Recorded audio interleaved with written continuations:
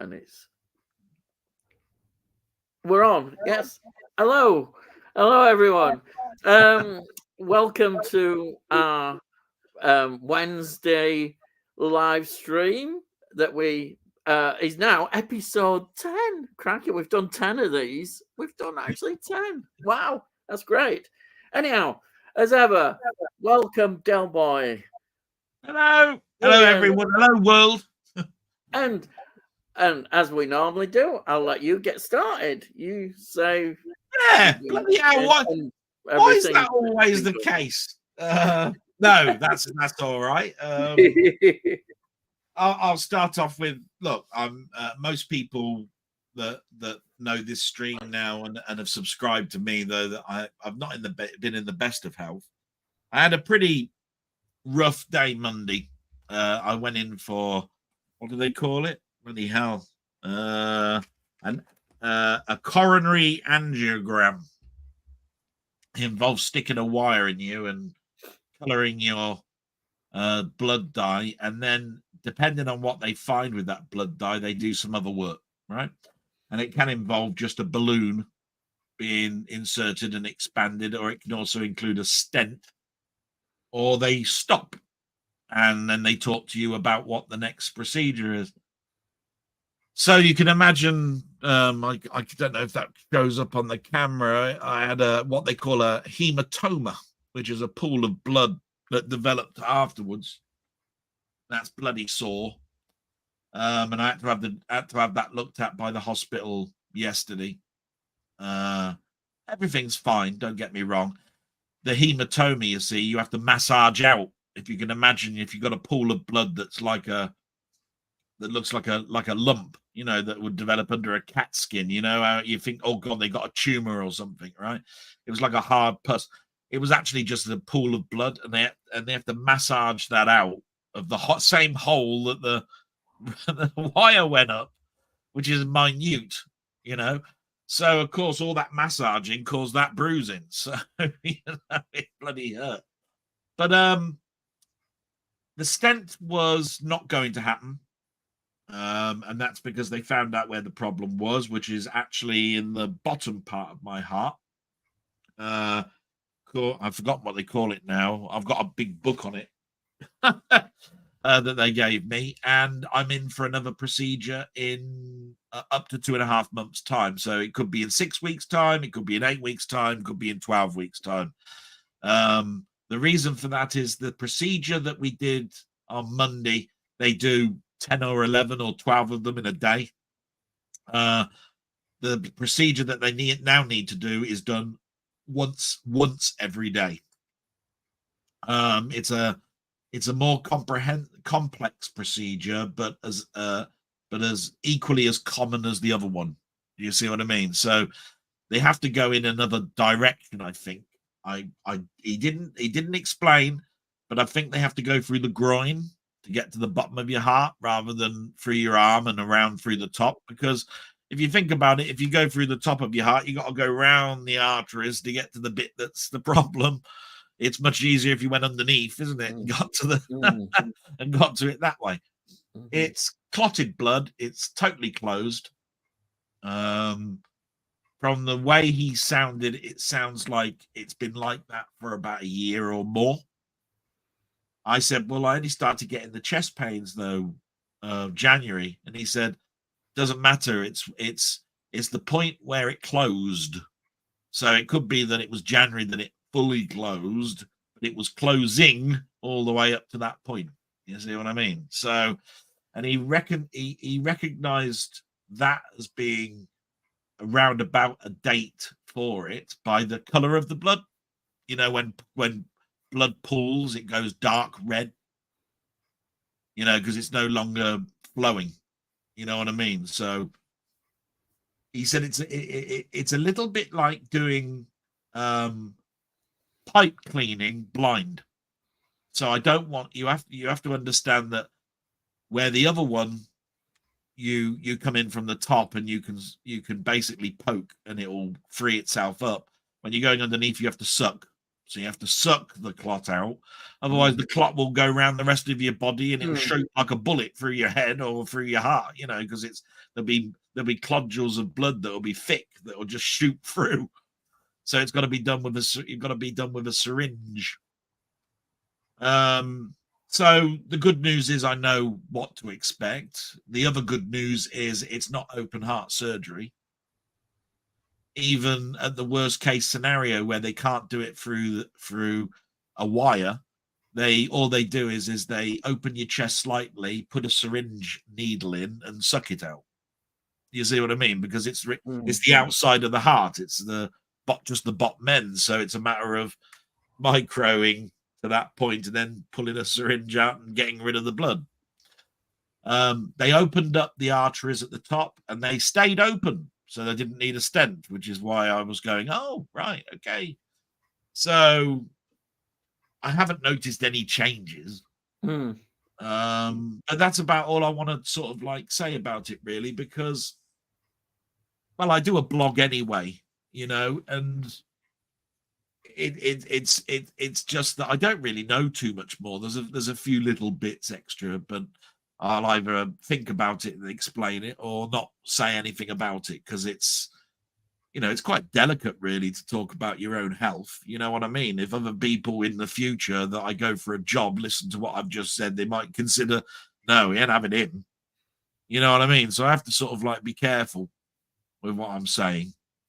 So yeah, just think of me as being, I'm okay. I'm taking a rest and going back to work. I might go back to work Friday, but it's more likely to be Monday, because I think a rest would be nice. Yeah. I'm definitely thinking about my next film capsule review, which I think I'll do tomorrow. Good. Excellent.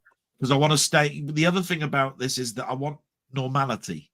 Yeah. I want people going, oh, bless you, and I'm going to sub here because I feel that you need some cheering up and all of this sort of stuff.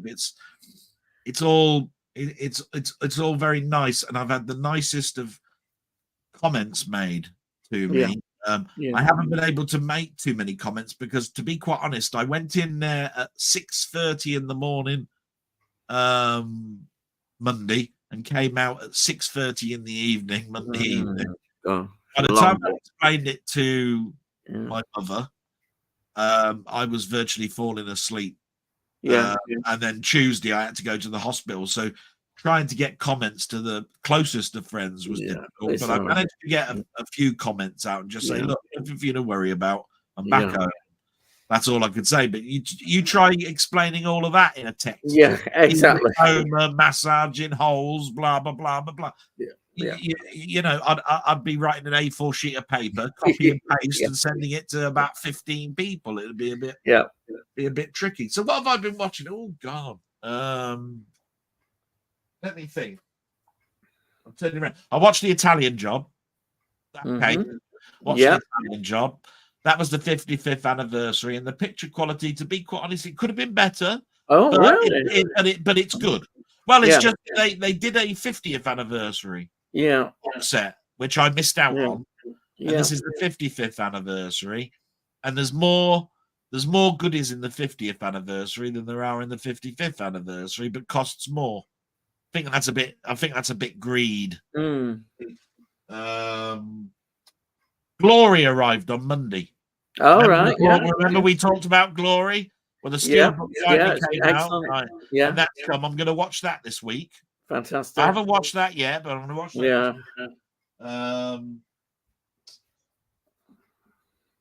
That's about it, really. I've watched. I mean, obviously, if you watch my blog, you'll see I watched 5 films.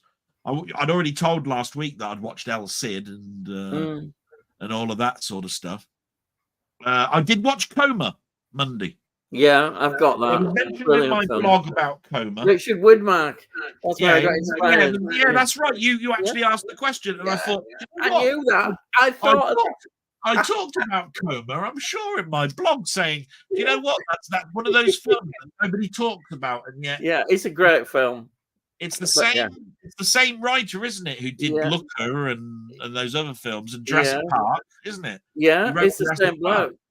Is it Michael Crichton? Or... Michael Crichton. Yeah. And I believe it's actually the script is by Michael Crichton, just like Looker is. Yeah.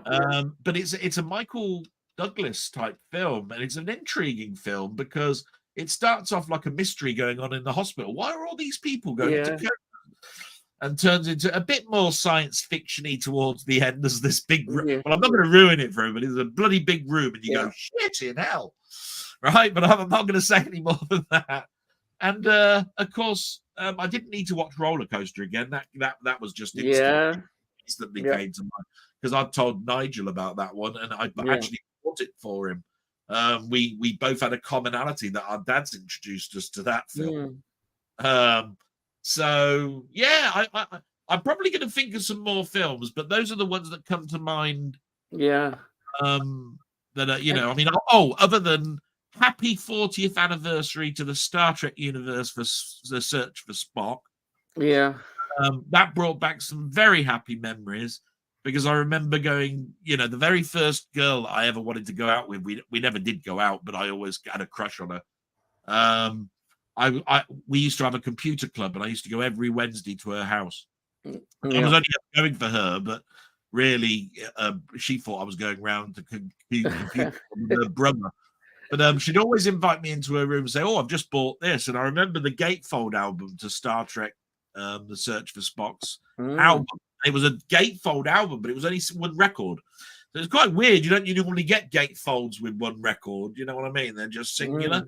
But you open this out, and it had a cell of the movie with the Enterprise on the left and the Klingon bird of prey on the right hand side. Famous scene in the film. They're standing off against each other, and I just remember. And then I remembered all of the cues that she played for me, and we both agreed that stealing the Enterprise was just such a fantastic cue, and it sounded gorgeous on vinyl. Do you know what I mean? It really was. You know, you play it on the worst bloody record player in existence. Still sound good, It sounded bloody good.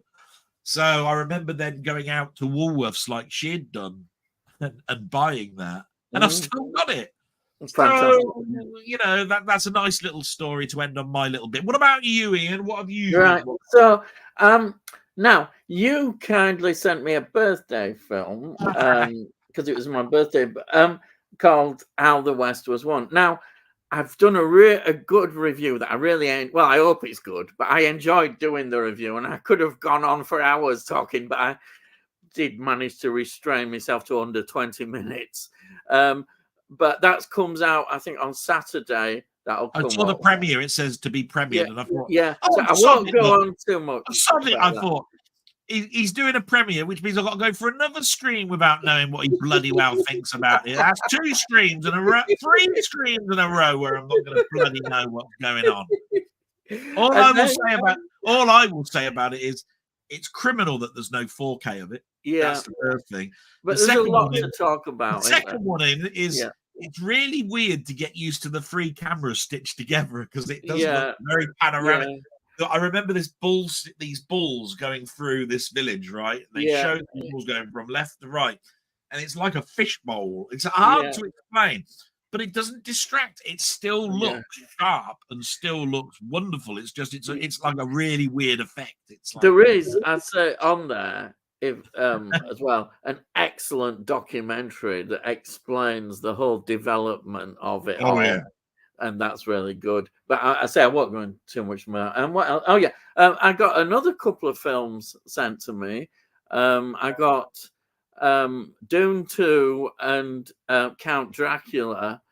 The Jess Franco version, which same one that Nigel one. It goes very much closer to the book than Hammer did. And Christopher Lee apparently wanted to play this more specifically to us. He was a great fan of the book. My personal opinion is that though it's well done, and I think maybe it shows its lack of budget more than Hammer. Hammer was so good at doing these things. I still prefer Hammer. I know it starts off when he's older, and he the more blood he drinks, he gets younger. Does Christopher as Dracula, but there's a few things about it that just don't quite work for me, even though it's supposedly, I've never read the book, but it supposedly is more faithful to the book. But to me, I love Hammer so much. I can see why Christopher Lee probably wanted to do this version, because tell me something, Ian. Yeah, because Mondo and Nigel have also done their own versions of it, and I'm not asking people to go and compare what you're going to say to it to what they said, but you've said things that they've also said, which is it's supposed to be close to the book. Now, Francis Ford Coppola did a Dracula, didn't it? Oh, it's awesome. Dracula, right? Now, that is supposed to be very close to the book. Now, I've read the book. Yeah. Right? And I can understand why Hammer changed concepts of the book, because it would be boring. Yeah. Basically, it would be incredibly boring and tedious. And to be quite honest, you'd rather go into the mystery of mythology of vampirism, all the crosses and the garlic and all of this sort of stuff, right? Than be true to it, which is all about really just about dark and light, really, which is you can't go out of light. And the reason for that is they are dead. That's all well known. But so comparing the two, then this 1970s Italian compared to the Francis Ford Coppola 90s version, would you say Francis Ford Coppola got it totally wrong? I just never got into that film. There's something about that film. I think I don't know whether it's the casting or the way it's done.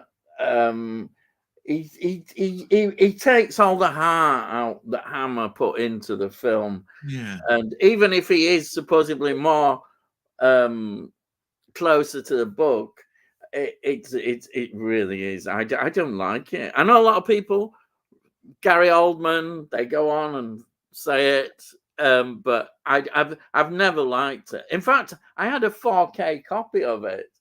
Yeah. And I watched it and I got rid of it. I traded it in at CEX. I thought, I don't want it in my collection. I really didn't like it. So yeah, I really enjoyed this film, and I'm really pleased to have it. It's just because I suppose my love of Hammer does tend to overshadow a lot of things. But I've got one thing I've got to say. Carry on. Yeah. So I think it is a good film, and it is well worth seeing. And I'll certainly watch it again. I'll definitely watch it again. You'll like this. Now, this was a steal. This was a steal, right? You know me and horror anthologies. I've liked them ever since. All of the Amicus stuff. Amicus, fantastic. Right? Yeah. So I'm just going to turn this picture up just for a second so you can see this film cover. And I recommend everybody get this. It's dirt cheap. Okay. Dead of Night. Oh. The 1945 anthology horror that started it all. Oh, yes. I've heard of that one. Is that where they're all telling ghost stories? That's it. This house. They're all dead. £6.99 on Blu-ray. It's a waiting room kind of film. And the stories... Yeah, I've seen it. Basically, it's four Ealing directors that basically decided they were going to sell all of their own ghost stories and do it in one film. Yeah. It actually turned out to be 5. Yeah. A 90-minute film then turned into an hour and 42 minutes, which was unheard of in 1945, and started off the anthology ghost horror stories in the movies. And the people that were in this set up Amicus.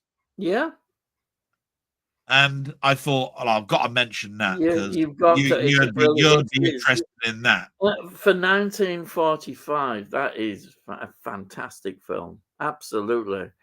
It's good to look in. It's one of them you place in the history of horror films. Well, now That's that I've got that, I know exciting. that I've got an anthology set Yeah, because I've got a yeah, starting point.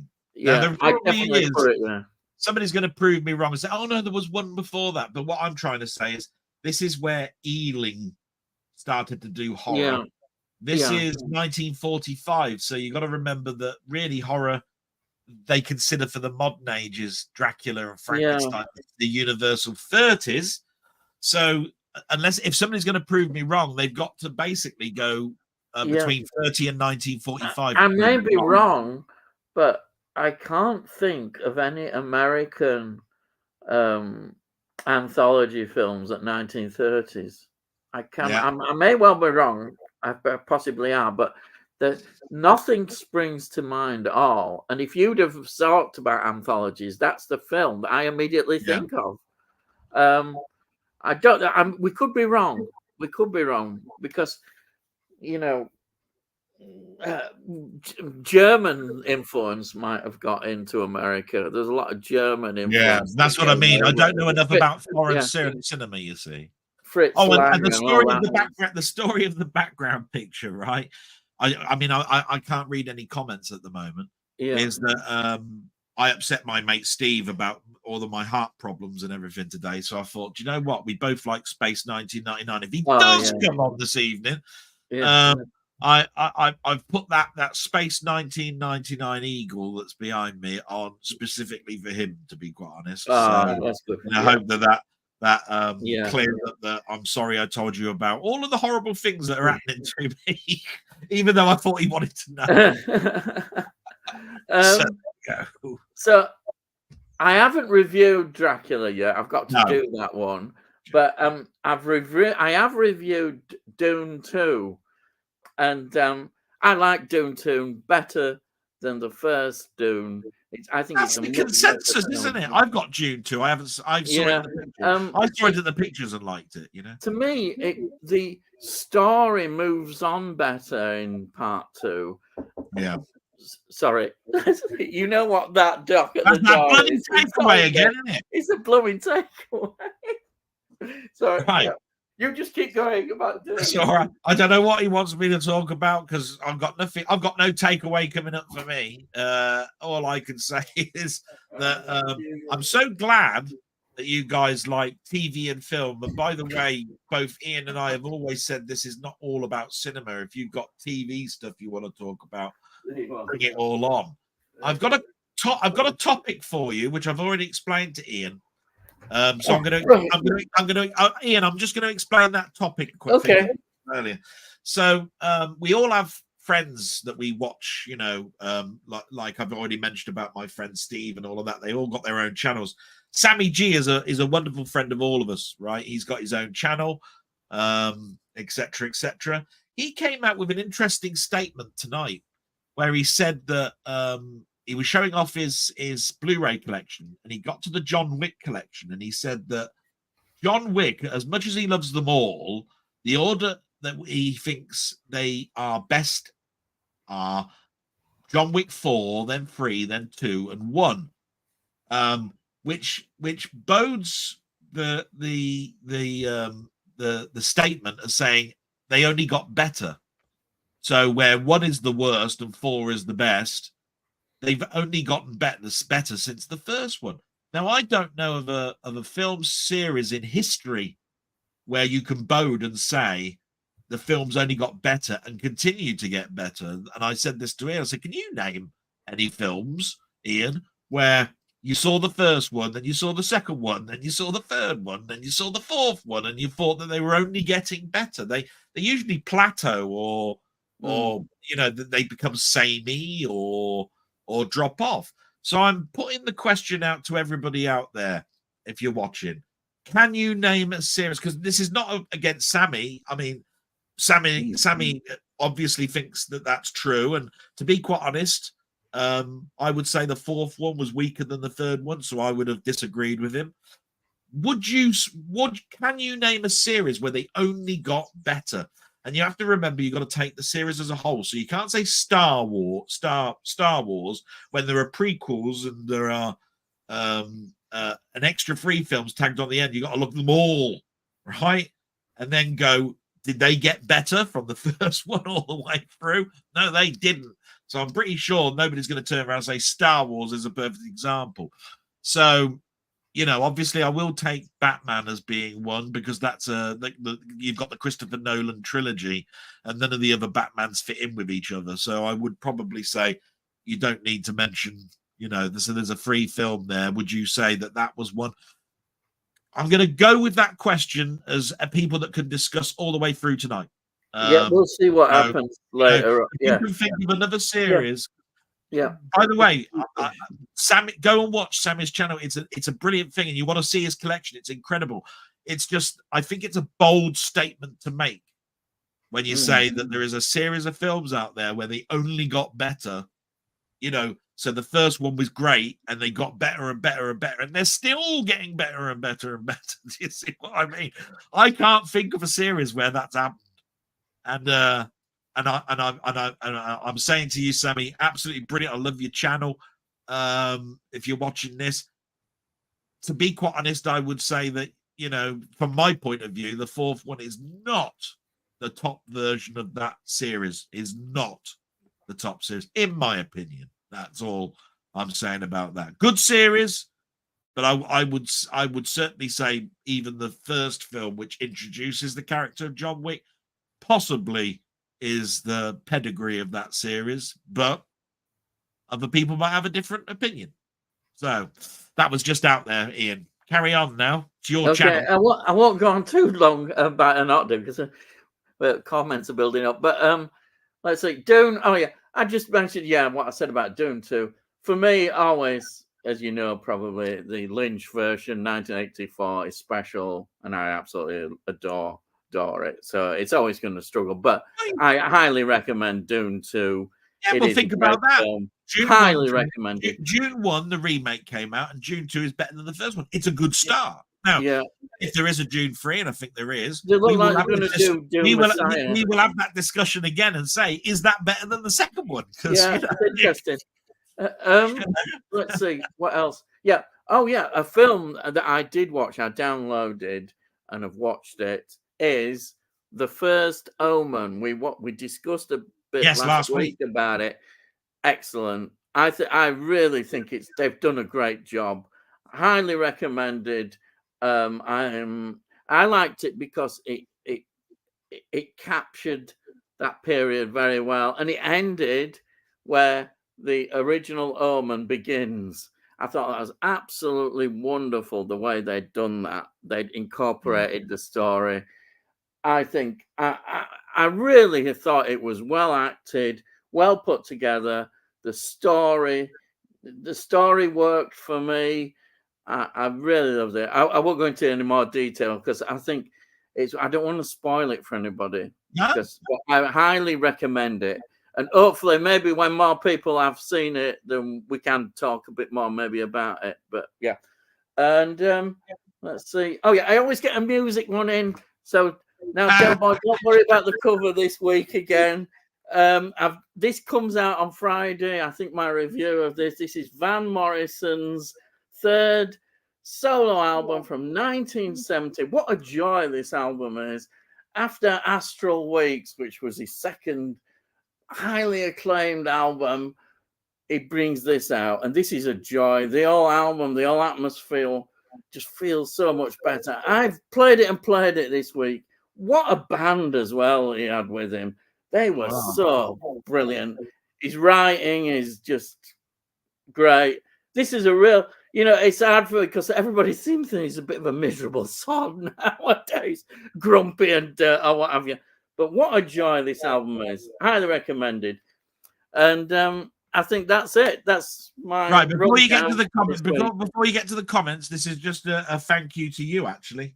When I was in the hospital, and of course I had to be there for about 12 hours, there was long periods of time for me, just to sit about and wait and all that sort of stuff. So I had my phone on me and my earbuds, and I was going through my collection, and I was thinking, what can I listen to? And I remember we were talking about war films, you and I, over the last couple of weeks. And you know what I listened to? Jerry Goldsmith's score to Patton. Wow. Patton. Oh yeah. What a Right. score! Yeah. Now, Yeah. if anybody can find the score for that at a reasonable price, go out and buy it. But the one that I've got, the deluxe one, which is the 2 album version, Yeah. which is about an hour and 17 minutes of music. Gorgeous score. Oh my god. That's got to be up there now with one of my top 10 Jerry Goldsmith scores now. It never was, but it is now. Wow. I mean, I always knew that the theme was good, but it's a riveting score. You know what I mean? So my recommendation, if you're listening to soundtracks out there this week, go listen to Patton. Wow. Oh, what a score. Well, right. So we'll get on then with the comments. I know we've been going on a bit. If everybody's still here, we've got Danny Dukes. I hope you are all good. Thank you, Danny, for joining us. Thank you, Danny. And then we've got Wee Bobart. Hey, hello, my friend. friend. Hello. My friend Wee Bobart. He's on my side. Just to explain a little bit about Wee Bobart. He's a graphic artist. He does digital art. He's got tablets and stuff and draws, and he's got his own channel teaching you how to do digital art. All the different pens you can use and pointers and how to use the software. He uses a piece of software called Rebella, which he introduced me to. Go watch that channel. It's almost. Do you remember in the 70s we used to have that guy with a beard who had a paintbrush? Yeah. You know what? Here's me drawing this scene, right? And within half an hour, he'd drawn a moonlight scene with trees and everything. Yeah. He had a great big deluxe brush in his hand. God knows how he did it. Yeah. If I was to follow it, it'd look like noughts and crosses. Yeah. I'm trying to draw it. Yeah. It's very much like that. He'll start off with a background and hues, and then draw on top of that, and then layer on top of that, and layer on top of that. So you've got a gorgeous looking picture. I've told him for years, you haven't done my Spider-Man, right? You've been promising me Spider-Man. Yeah. Oh, right. I don't know how many years, but we have a little joke about that. He knows that my favorite artist is John Romita Sr. He knows that my and the way that John Romita Sr. drew Spider-Man for those many years. He died, by the way, last year. Yeah. And I would put Wee Bobart there as a technical genius for drawing with technology is hard to do, and he does it incredibly well. And that's the future, I think, probably of art. I think it will become digital, and I think it's only somewhere it's going to grow. You know what I mean? I don't want things to diminish. Like people that draw murals, and we have all the, the Sistine Chapel and all of that, because that's gorgeous artwork in itself. I mean, but we have to move on from that, don't we? Yeah. I think technology where we've got panels of TVs against our walls and they all change different pictures is probably the way that things are going to go. You know what I mean? Yeah. So, how is the future? But that was about Wee Bobart. Sorry, I've dived. That's all right. No, it's all right. So if you're interested, go over to his channel and check him out. Yeah. Gorgeous. Yeah. Then we've got AJ's Movie Place. Evening, James. Hello, thanks for joining us, AJ. Thank you so much. Hello, AJ. And Danny Dukes, Del, hope everything went good with you. Was thinking of you. Yeah, well, we've talked about it now. And, I've got another procedure, but I'm in good spirits. How's that? That's good. As Wee Bobart again. Looks not great, but glad to see you here, Del. Oh, he's talking about the bruise, yeah. Yeah, and I did, but it's not. It's on the mend. Yeah. You know what my mum said? She said, "Is it itching?" And I went, "It bloody well does. It itches like magic." She said, "Good. It's getting better then." And I went, "What do you mean it's getting better because it's itching?" Apparently, that's either an old wives' tale or I don't know where it comes from. Because I tell you what, if a bee stings you or a wasp stings you, it itches, right? Yeah. Is it buggery getting better? No. It takes bloody things. It's an old wives' tale, all that stuff. But yeah, it bloody. All right. Question for when you get to those. I have a Jaws mug and socks that I got for Christmas. What is the weirdest mug for a movie do you have? Oh, Oh, blooming heck. I don't know. I don't know whether I have any weird mugs, to be honest. I don't have that many. uh, I've got I think various. that's I've got weird. various mugs. I've got those thermal mugs, the ones that have writing on it, but when you put hot water in, it Oh, shows yeah, they're it good. shows off other words and all Yeah, those sort of things. I've got a Marvel Spider-Man mug, which is his whole face with a handle at the end. yeah, But you try drinking out of it because it's bloody the lip around it is yeah. bloody massive.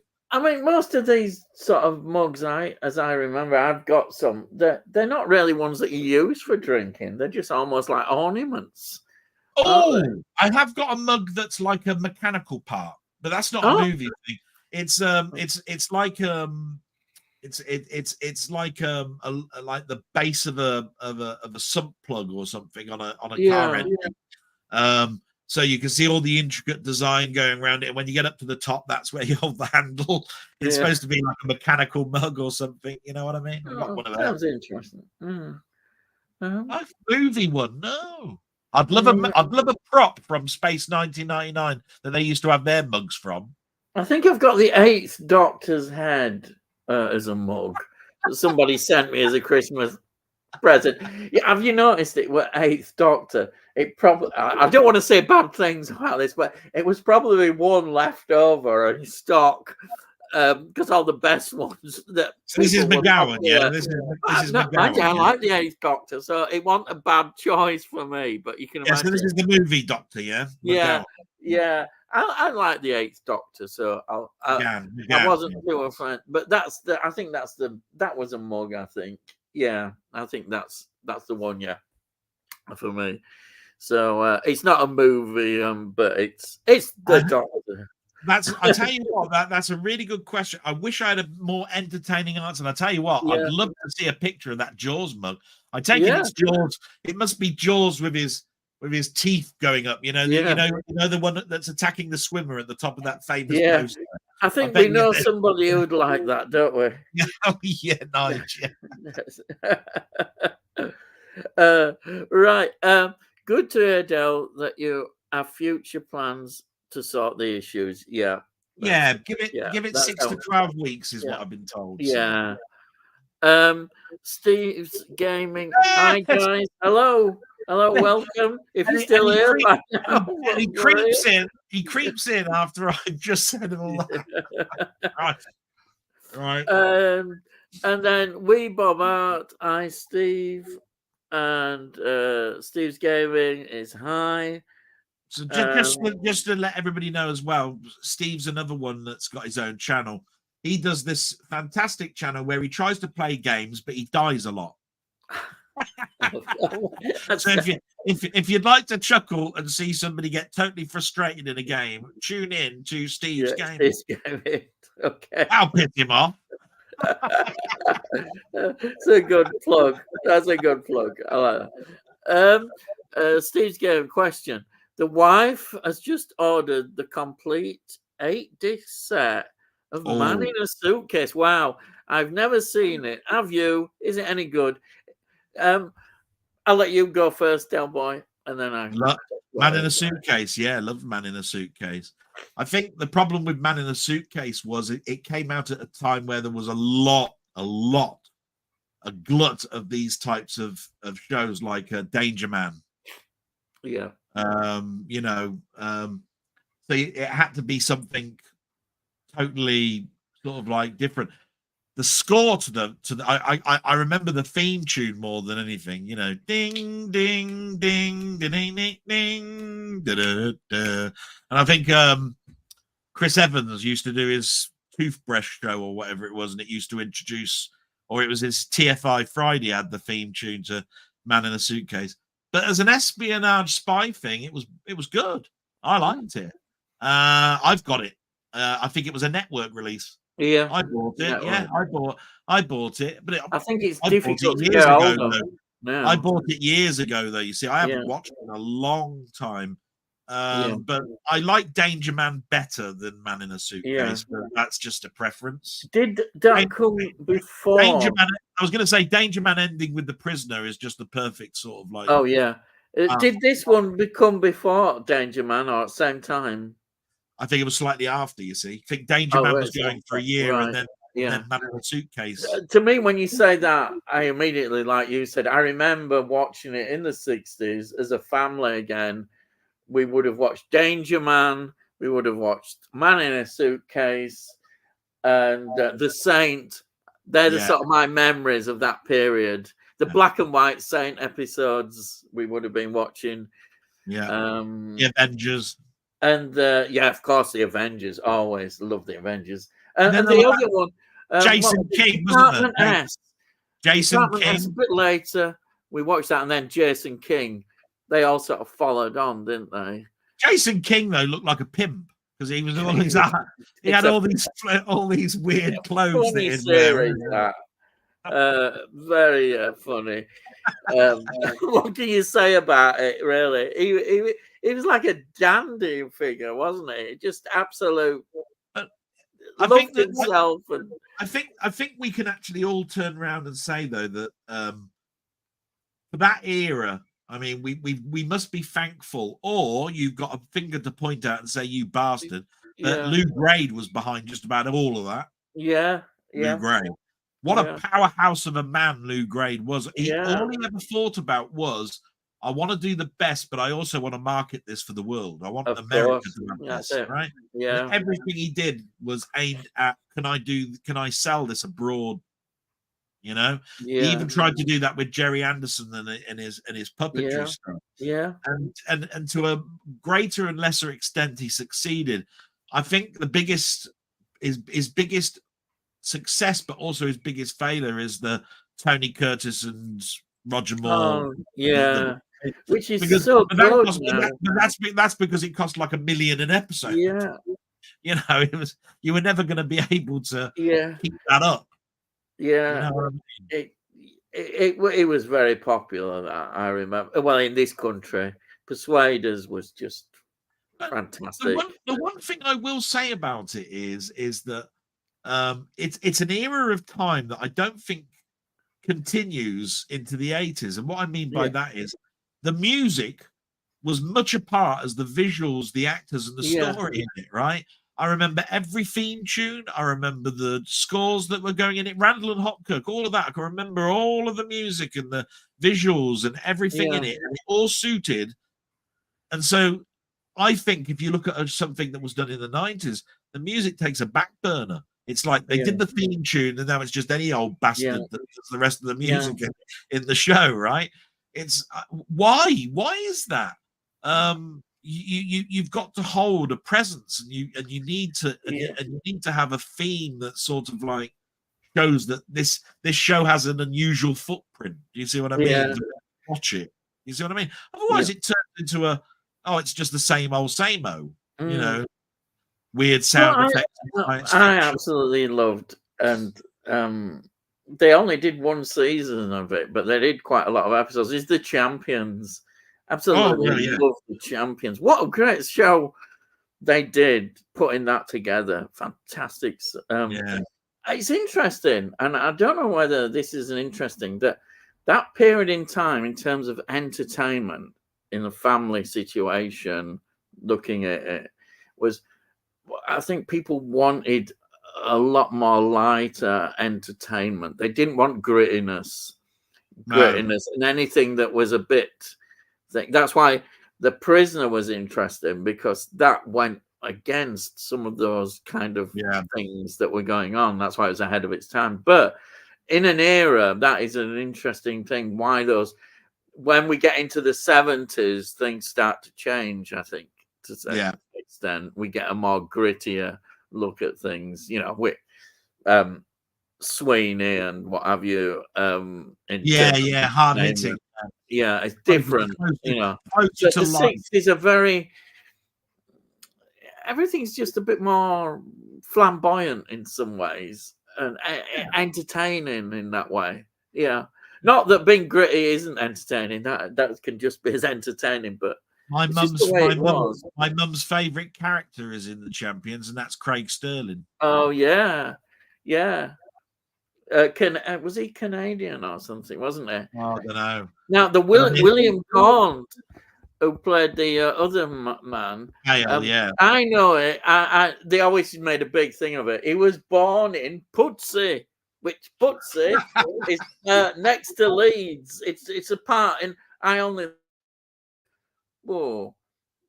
maybe a mile to 2 miles. Yeah, but Ian, you see, he moved away. He moved away and became a superstar. You see, you got to move away from these northern things. He went south. He went south.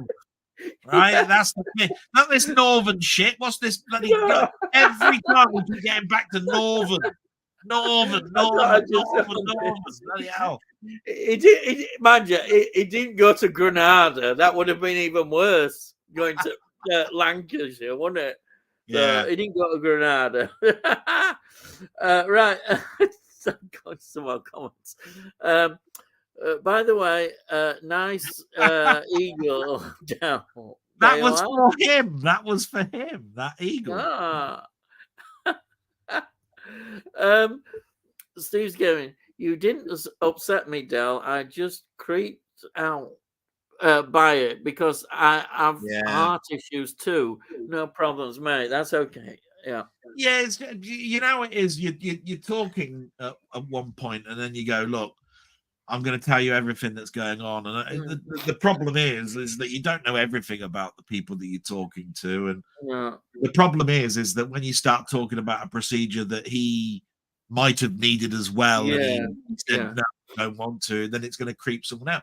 But the trouble is, how do you explain it then? If you're not, I'm just going in, mate. Wish me well. And then you tell all the others, the whole story. I didn't want him to think, well, why didn't you tell me the same thing? I told them. I purposely only told the closest the ins and outs of it all. And how it's upsetting me. And Steve being very close, I went a little. I didn't realize it would have caused him distress. He said it didn't cause him distress, but what I'm trying to get at is it can be very nice to hear that there's a mate of yours, me, in other words, that's having heart surgery or heart problems, and this person's also got heart problems. And then I'm explaining a procedure that's pretty damning. It's only going to scare you more, isn't it? It's like, bloody hell, I didn't have it myself, and bloody hell, look what's going on with my mate. I mean, I all I know is that I didn't mean to do that. That was all. It wasn't intended at all. Sorry. It's okay. It's And again, saying that he's a complete bastard. Right? Playing this game, right? And I'll tell you what, he cheers me up every day because every day he puts this game on, right? Called Planet After, right? And he's bloody useless at it. Absolutely. He's all about, I've got to find a cave. He walks past every bloody cave I've ever found in it. And he goes, this half hour's been boring. Sorry about that. No, it's been the most entertaining 30 minutes I've ever seen. Because you walked past about 15 things that you could have spent half an hour on that episode, but you walked past it like you normally did. Love it. Fantastic, mate. Keep it up. Right. We're on to Tony now. Good evening, Ian and Del. Good to see you, Del. Saw an unboxing of the 55th anniversary set of Italian Job. Wasn't too impressed by the contents. So decided to get the 50th anniversary Blu-ray. Yeah. What did I tell you? You said that, yeah. Anyhow, thank you, anyhow, Tony, for joining us. Don't get me wrong. The 50th is a Blu-ray and the picture is great. If you want a 4K, I don't know if they did the 55th anniversary as a standard slipcase, like a normal disc that's half the price. But the contents that you got in the 50th anniversary is so much better. It's almost like, well, it's only 5 years on, so I'm going to give you this crap. Right? It's a poster and some postcards and and a gold a piece of card that's painted gold. Yeah. That make it look like a gold bar. Well, thanks. You know, if you look at the other one, it was like all sorts. You know, like plans to the robbery and all this sort of stuff, right? You know, I mean, it was tons of stuff. Yeah. You know, right. Bit too pricey for Bayek, you know that. If that knock at the door was your local Tory candidate, Ian, I hope you told him where to go, where to stick it. Oh yeah. If that was a local Tory candidate, I'd turn around and say, "When do you start working?" Because I tell you what, my job is like 8 o'clock till 4 or 5 o'clock. 8 o'clock at night. When did you start then? An hour ago? Yeah. I know that you Tories, you only work about 2 hours a day. So,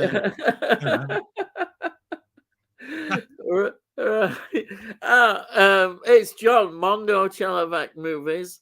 Ian and Del at work tonight, unfortunately. Absolute royalty. Yeah. Mondo. That's what we have to say now, don't we? Mondo have a great stream. Thank you so much. Thank you, really. Read it out again because we have to say the royalty man, Mondo Chelovek Movies, has come to our stream and says, go on, read it out. Okay, I've said it again. Ian and Del at work tonight, unfortunately. I'll watch on catch up. Have a good stream. There you are. Bayek, I will. Yeah, Bayek. Reet grand, thank you. Steve's gaming again now. Takeaway on a Wednesday. Wow, you're rich. It's a weekend only. Treat him. I'll just let you into a secret. I'm not paying for bloody takeaway. It's not me. It's my son. Bayek. He's just finished work, so he gets muggins here to get it. Yeah. Richard Brown, the Paddington series. Oh, right. He's probably talking about, is the Paddington series a series that only gets better? Oh, the films. We've only had 2, haven't we? Yeah, but would you say the second one's better than the first? Interesting. Yeah. There you are. There you are. That's a perfect example. Yeah. I will turn around and say there's only 2 compared to 4. Yeah, that's right. That's what I was thinking. I mean, there's a few you could possibly say, but I think there is a third one in pipeline. Well, I'm sure there is. They're not going to not do another one, are they? Yeah. Weebobart, Del has got a red dwarf woman's head hovering in the background there. I laugh out. Oh, in the background, sometimes the telly pokes through because the light is bright. Yeah. That's right. I'll turn the telly off.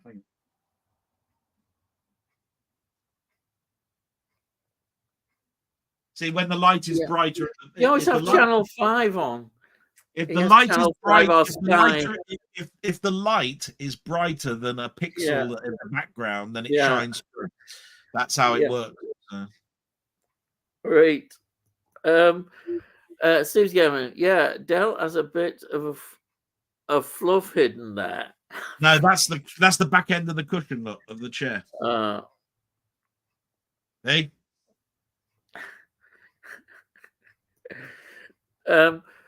AJ's movie place. John Romita SR was a great artist, as is on JR. Yeah, John Romita Jr. Oh, right. John Romita Sr. John Romita Sr. started his artistry after the war. Had a son. Yeah. His son then went into the comic book artist world as well, followed suit. AJ's really into comics. He knows loads about comics. Followed his father, but his father would not open the door. Yeah. His father, because you got to remember, John Romita Sr. was so well known that he became art director of Marvel. In other words, he corrected other people's work before it actually was published. So he wasn't a well-liked person by some artists because it's like, what was wrong with my artwork? Oh, well, we're doing it the Marvel way, so I've just changed a hand or a face expression or something because it has to be done the Marvel way. Anyway, his son. Sorry, there's a bit more, AJ. He said, son, I mean. Yeah. Oh, yeah. So all I was saying was he would not help him. He said that he had to hand in his artwork in exactly the same way as any other artist, and then he would be commissioned by someone, not by him, and he would be having his art corrected in the same way that any other artist would be, would not open any other doors. And so starts a legacy, because his son is now just about as big and as important in the artist world as his father was. The biggest, I think anybody that talks about artwork will tell you that I think they still consider Jack Kirby as being the greatest comic book artist ever. You know what I mean? Jack Kirby is called the king for a reason. But there are so many good artists: Gene Colan, Steve Ditko. You know, I mean, you've got no end. And of course, there's all the DC artists as well that drew Batman over the years. Yeah. So, but anyway, that's enough of that. We would be here forever talking about it. Yeah. She should do a stream on one sometime. I've done some. Have you? I did a whole 40 minutes of an artistry edition of John Romita Sr.'s Spider-Man. Oh, well, there you are. By IDW Books. This book is like 160 quid. Have you got it in your playlists? Yeah. Good. Anybody wants to look up any of these, look in his playlists and you'll see these that he's talking about. Yeah. So there you are. Tell you what, love how that lady keeps popping in and out of Del's room. And he won't have any more phenomena on TV. AJ's movie place. He drew a great Punisher. Oh yeah, AJ's mad about the Punisher. Punisher is Frank Castle. favorite. Yeah, Frank Castle's Punisher journey starts off in Spider-Man. In fact, it's issue anything connected with Punisher. AJ. He was hired by the Jackal in issue 129, right? The Punisher. Frank Castle backstory came after that, and it was John Romita Sr. that drew the initial sketches on what the Punisher would originally become, because the Punisher has got a unique symbol. He's got a skull's head, chest, right, and the belt makes up the teeth of the skull. Yeah, it's very, very, very, very unique look. Yeah. Right. Stephen Taylor. Good evening, gents. Will you still watch or buy a film if it gets really bad reviews? Yes. Yes. Yeah, definitely. Because well, yeah, you shouldn't be influenced by other people. Make your own mind up, as they say. Exactly. And you can be rewarded. Anyhow, if other people don't like films that you like, that's great to me. That's great. It's just as good. It doesn't matter. You like what you enjoy. You know, they're all films that a lot of people go mad about, and you think, oh yeah. And then it works the other way. People really slamming films. It's like everybody goes mad about, I don't know, Friday the 13th, the 10th one. Everybody goes mad because it's in space. But I tell you, it's really entertaining. It's a great film. And that'll get me shot by a lot of people. I find it entertaining. I put it simply like this. Here's a book that we all used to read. It was Leonard Maltin's movie guides, right? Yeah. Every film rated and all of that sort of stuff. Yeah. How sad would it be that we read that book, saw the star rating that this and film followed got, that, then turned around and went, I'm watching that, right? I mean, we wouldn't have films like Dark Star or or Logan's Run. Yeah, because they're all films that basically at the time that they came out, it was like, what's this load of bollocks? Yeah, that happens to a lot of films. Yeah, yeah. And later on, we've come to appreciate them because it's like, I didn't realize that that's what the director was trying to portray. Now I get it. Oh, okay. Yeah, people forget like that Hammer films were really not liked by critics. Critics Oh, absolutely hated them. yeah. Absolutely hated Hammer films. And look at them now. Fantastic films. So don't take any notice. Um, uh, we've got here Danny Jukes. Please like the strip. Thank you, Danny. Thank you so much. Yeah, thanks. A lot of Thank you, people Danny. don't remember to put something like Yeah, that, but I do yeah. think Thank it's you, important. Danny. Thank you for anybody that does hit Yeah, the like button, by the way. yeah. Oh yeah, Tony.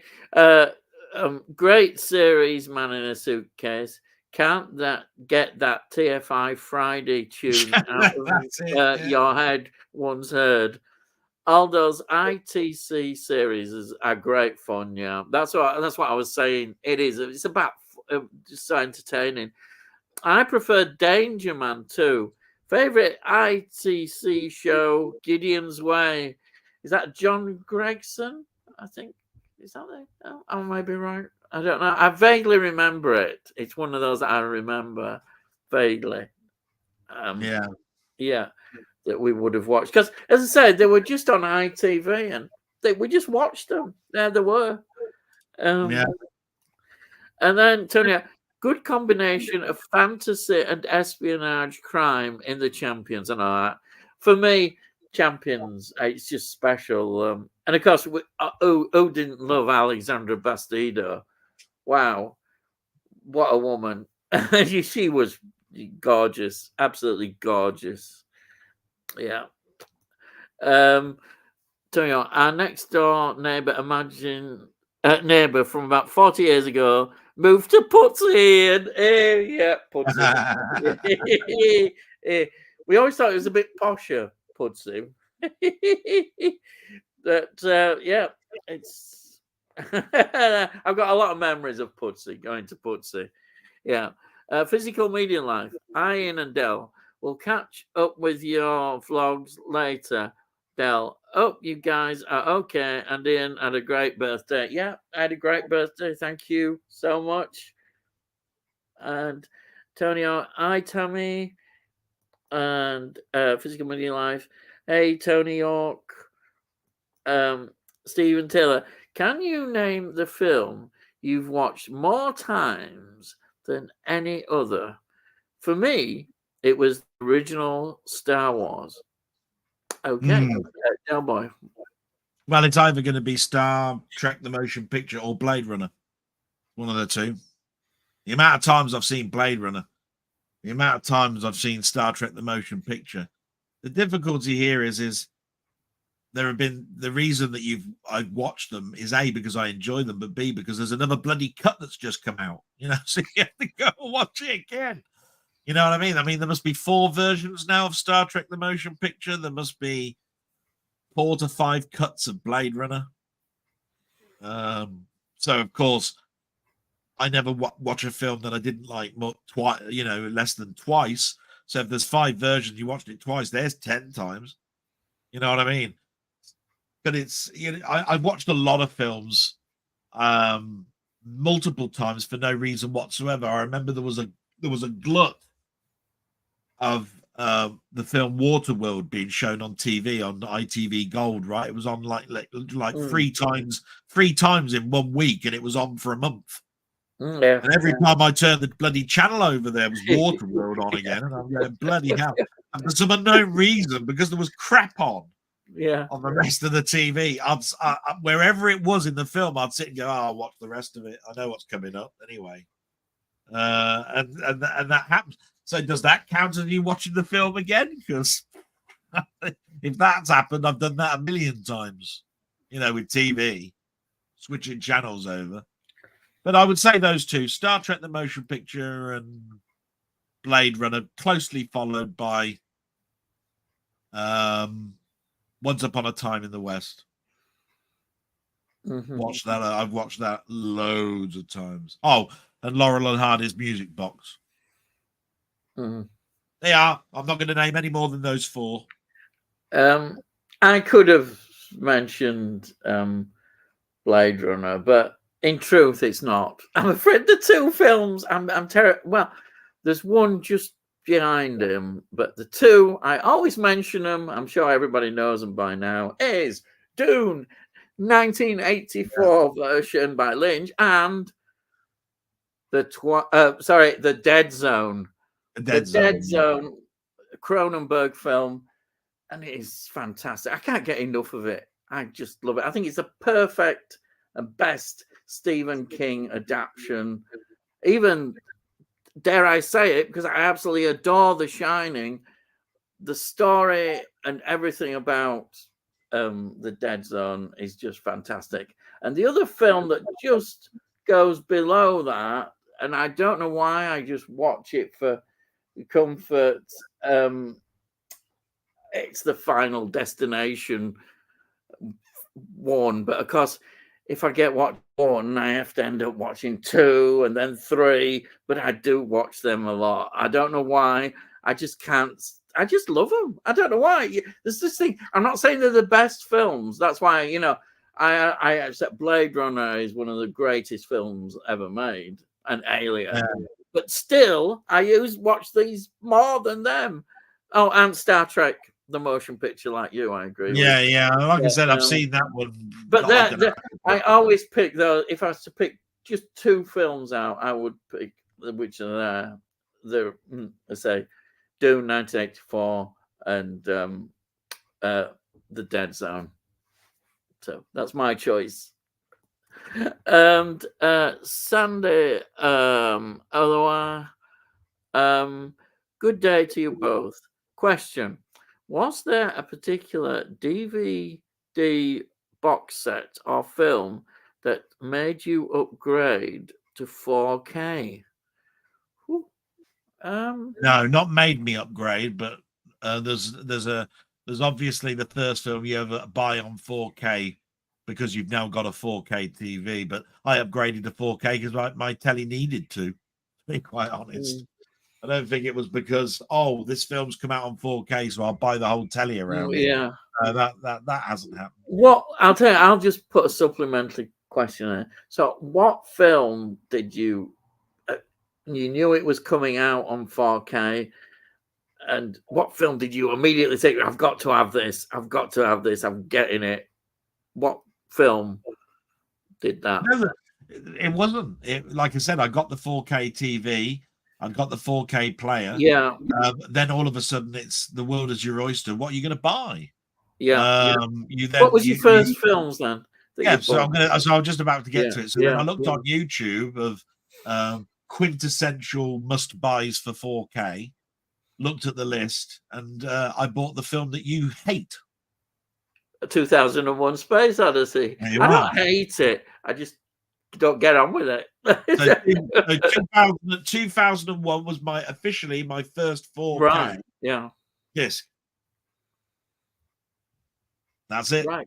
It was as simple as that, to be quite honest. I think my first one would have been, it's pretty obvious, really. The Shining. I saw it and thought it's a great film. Got to have it. And even that was your first 4K film. I think it was. I'm sure it was. That wasn't too many years ago. You see, it wasn't too many years ago. The Shining was out. It probably only just sort of come out about that time that I upgraded. It must have. You're right. And I was really pleased because I'd got I'd got more versions of The Shining and DVD, then Blu-ray. Yeah, I bought the white box. Absolutely loved it. Like a lot of people have got. I bought the white box set. That's but I think that was white box. Yeah, that would be. I mean, I didn't get my 4Ks till about possibly about 2020, maybe something like that. 20. Yeah, just before pandemic. That's when I got a 4K TV and my first player. I look very skeptically now at lists. You know, when you first get yourself your 4K TV and your 4K player, and you're lost, you're going, I don't want to buy a piece of shit. I want to know what's Yeah. and somebody turns around and says, "Oh, 2001," or somebody says The Yeah. Shining, You would I get think that though, even I if it was your favorite film. think you would go away saying, "I wasn't disappointed. Those were Yeah. definite discs." Yeah. And other people have said Maverick, and you wouldn't be disappointed with that. You'd be Yeah. totally through. And then there are others that have come out just recently, and people have started to look at things and go, "I'm not quite sure whether I like this," and yet it's listed as being a reference disc. Now, I consider Jaws to be pretty much the perfect 4K disc. Yeah. It's got that subtle amount of grain, but the colors really pop, and it looks like a film of that particular year. It doesn't look modern, but it looks about as good as you're ever going to get. Yeah.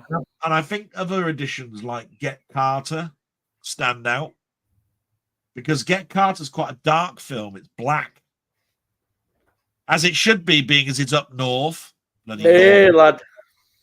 That black slack, and all that sort of stuff. No, but I think you understand where I'm coming from. There are other people that say, "Oh, this is a reference disc," and I've bought it, and I've gone, "That's a reference disc? Why?" Do you know when it started though? I can't see what it is that people are saying why this is a reference disc. When I first saw 4K, I didn't think of anything like that. I just thought 4K is going to be an upgrade. Suppose, see, I'm a bit naive almost. I think, well, they're going to be an upgrade from the. I'll just pick whatever's out that happens to be my favorite film. So, The Shining, it was there, and also, of course, Blade Runner. I think must have come out quite early. I saw there was a 4K copy of that, so I just bought it. I didn't even think about quality or what it would be, and I'm sure I only it's when I got more into YouTube and was listening that I think, oh, people are reviewing it. Oh yeah, we're talking 2019, 2020 now. Yeah. I think Alien came out pretty close to Blade Runner, and Alien is considered to be a reference disc. Yeah. And of course, it was only later that I found out that everybody was not particularly happy with is it not Predator 2, the other Arnie one, Terminator 2. That's everybody's awful. going on. I bought it. The worst disc. Yeah, I didn't notice it. I put it on and thought, oh, this is great. I've got Terminator 2 in 4K. I never thought. It is wildly considered to be the worst transfer, but I mean, at the end of the day, I could only comment on that if I'd seen more discs than I've got. I don't know. It is listed. It is in my bottom pile of ones for you to buy. Yeah, I will say that. Yeah. It was an early one I got, definitely. It'd be one I just thought, oh, I'll get that because it's a film I like. It's that hot topic that everybody doesn't, that nobody really wants to talk about, which is dynamic noise reduction. Yeah. That makes everything. They're always going on about the face, the waxy face, and all that sort of stuff. But it's like having an actor that you love and is well known, and then shooting his face full of Botox. Yeah, that's what it is. Yeah, because all the frown lines are gone. Yeah, they're all horror, and it is jarring to watch. Yeah, but I disagree with certain people because they turn around and say, I want the film that I remember as a child that I watched for my 4K experience. And I think to myself, so you're saying that you saw a film in 1986, it's now 2006 or whatever it is, and you think that your eyes have not aged. Yeah. Right? You think that you can get a film looking exactly as it was when you saw it, right? Or the version that you saw the most. And the version that you saw it the most might have been on VHS tape on a CRT TV.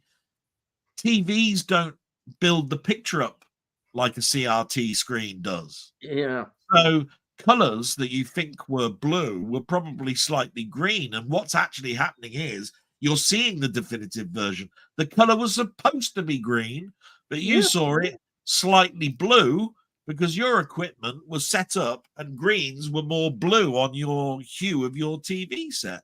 So how the hell is the director, therefore, going to turn around and give you the experience that you had? He's Yeah. got to do it. He's got to do it in the way that the experience was as he was filming it. And who's the best person to decide that? The director. Yeah. So I do look at it and go, I'm sorry, guys, you got to sort of like sit back here a little bit and go, film stock in the 70s was shit. Yeah. They didn't have the money to buy Kodak high-end grade film. And certain people were filming on low budgets in countries that were like in the sand dunes. Yeah. If you've ever And you're tried not going to get 60 to if you've ever upgrade tried, it, are you? if you've ever No. tried to take a No picture of the way. pyramids, right, Yeah. with a film camera, and then go Yeah. and take it with a digital camera, Yeah. you'll see there's a bloody big difference between the two. Right? That's what we're talking about here. It's hard. And So I don't look at things like these people do, and I don't want them to get rid of grain. To me, grain is part of the film. You don't want a smooth. I don't mind them I don't mind them getting rid of scratches in films. Yeah, scratches is different. Right? Totally different. But as far as I'm concerned, if you've ever tried to film, get your camera phone out now. Turn the lights down and take a picture, right? Yeah. You've got what they call an ISO rating, which you can increase, right? Yeah. And if you turn the ISO down, it gets darker and darker, and the ISO up, it goes higher and higher.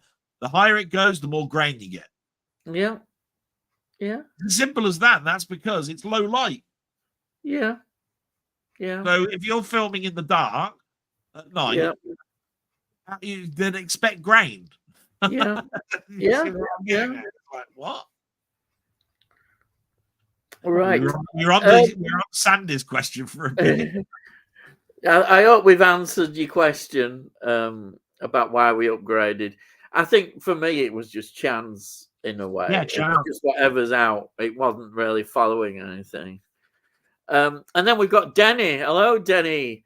Good evening, guys. Work as per usual, but I'll leave you with a question. Godzilla -1 as it Netflix with an English dub soundtrack. Do you prefer the original soundtrack or English dubs only? There you are, Del. Why is it me again? Yeah, because you're the guest. You see, permanent guest. Yeah. First of all, Denny, thank you so much, matey, for caring. We'll chat during the week. Secondly, it's an interesting question, really, because I was posed with that dilemma when I watched one of the very first foreign films that I really, really loved and didn't know which one to do. And that was a film by Luc Besson called Nikita. Yeah. Which was remade as The Assassin, I think, for the American audiences. Luc Besson's film is basically a French film, and therefore it's got English subtitles. But it gave you the option of an English dub later on. I've always watched it as French with English subtitles, right? Always. I've never had it with English dub. And I think the reason for that is I think it's jarring when you see the lips move and they don't work with the with the words that are coming out, which is bound sure to happen with Godzilla. If they're speaking in their native tongue and they put an English dub over it, they're going to do this. Wow, right? And I can't stand that. So I'm bound sure to watch it in its native or English, its native foreign soundtrack, but with English subtitles, if the English subtitles are there. I don't even know if there are going to be English subtitles with it. I have no idea. I will probably give the dub a go, but it won't be the first time I watch it. The first time I watch it, it'll be in its natural native language, for definite. Over to you then, you arsehole. So I agree with you, really. I've got to watch. You know, people say, "Oh, it's hard following it." You know, how can you? Well, once you get into a film, I don't. It doesn't worry me at all. You know, you're so into the film and the dialogue, you get to a point where you're not even really noticing that you're reading the dialogue. So you know, and sometimes you don't even get the option anyhow of a dub. I think like, is it Parasites? I don't think that's got a dub. I'm sure it has. I may be wrong, but I watched that and an absolute great film. Incidentally, I think most people who've seen that think what a great film it is.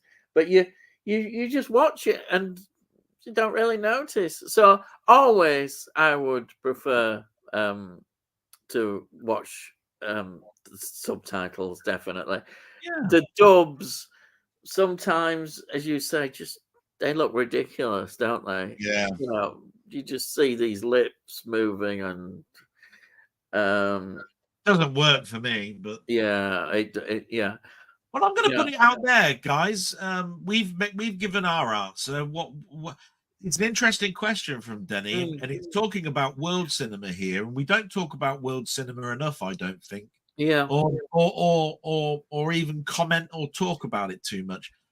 When it comes to world cinema stuff, do you prefer the standard original soundtrack with subs, or do you instantly go to the English dub and watch it in English? And it could be, and we're talking cartoons or anything here. Because there are manga cartoons and all sorts that have got. Oh, Dennis put yeah. He said that's for all films. Yeah, there you go. Yeah. So yeah, let's see what people say about that. That'd be interesting. And then Tony says, I usually use the English dub, saves reading subtitles. Lazy, I know, by lad. But if there's no alternative, I don't have a problem with original soundtracks and subtitles. The -1 Godzilla looks good. Yeah, that's what I've heard. Yeah. I still haven't heard of a 4K. I've heard of a Blu-ray release now. Oh, hasn't it got a 4K release? I don't think it's got a pre-order even, unless you're going to go abroad and get it. I think it's got I think it's because it's trapped in a who's got the license to stream it situation at the moment, which is why you haven't seen even Tony, Dudley. Ridley Scott's Waterloo. That's not, Napoleon, should I say? Napoleon that's not even out, and that's because it's trapped by Apple's own license. But it will happen. I definitely want to see -1 Godzilla. It was one of the most talked about films last year.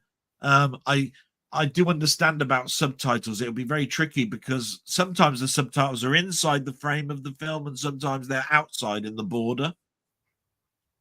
And sometimes, therefore, it's hard to read the text with so much destruction and everything going on. You know what I mean? But I don't think Godzilla and King Kong talk too much, so I don't think I'll have too much of a difficulty with following.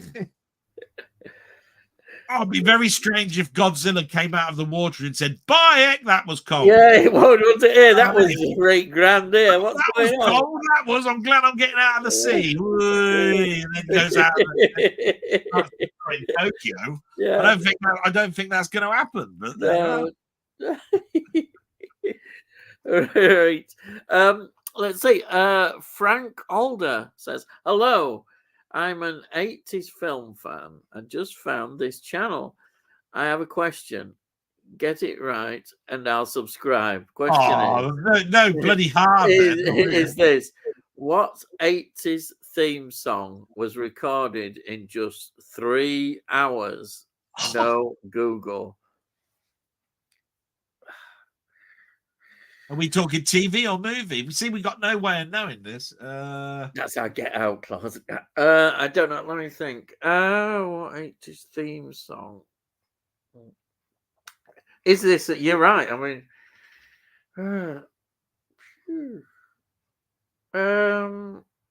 I know what it was in the 70s. But it wasn't 3 hours. Yeah. 3 hours is long, isn't it? In the 70s, I think it's well known. that it was The Greatest American Hero was one of the quickest theme tunes ever written for TV. Yeah. I think The Greatest American Hero was. 80s though. Shit.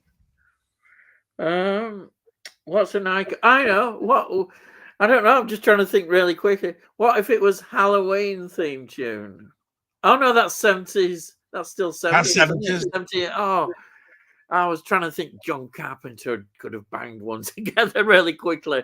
What other big films are in 80s?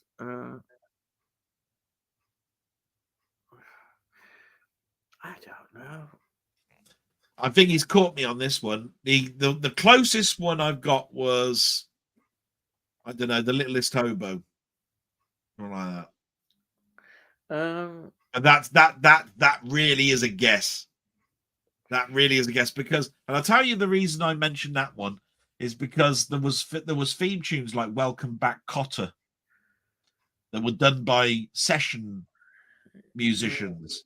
And I think The Littlest Hobo was one of those ones where it was done by a session singer and a famous composer, and it was sort of almost a throwaway. If I remember rightly, there's an article on it. It was almost a throwaway tune that was just stamped on, because it's like, how do you write a theme song for a dog that just goes from town to town for no reason whatsoever other than to right wrongs? That's a pretty hard call. So they just threw any old stock in. But I don't know.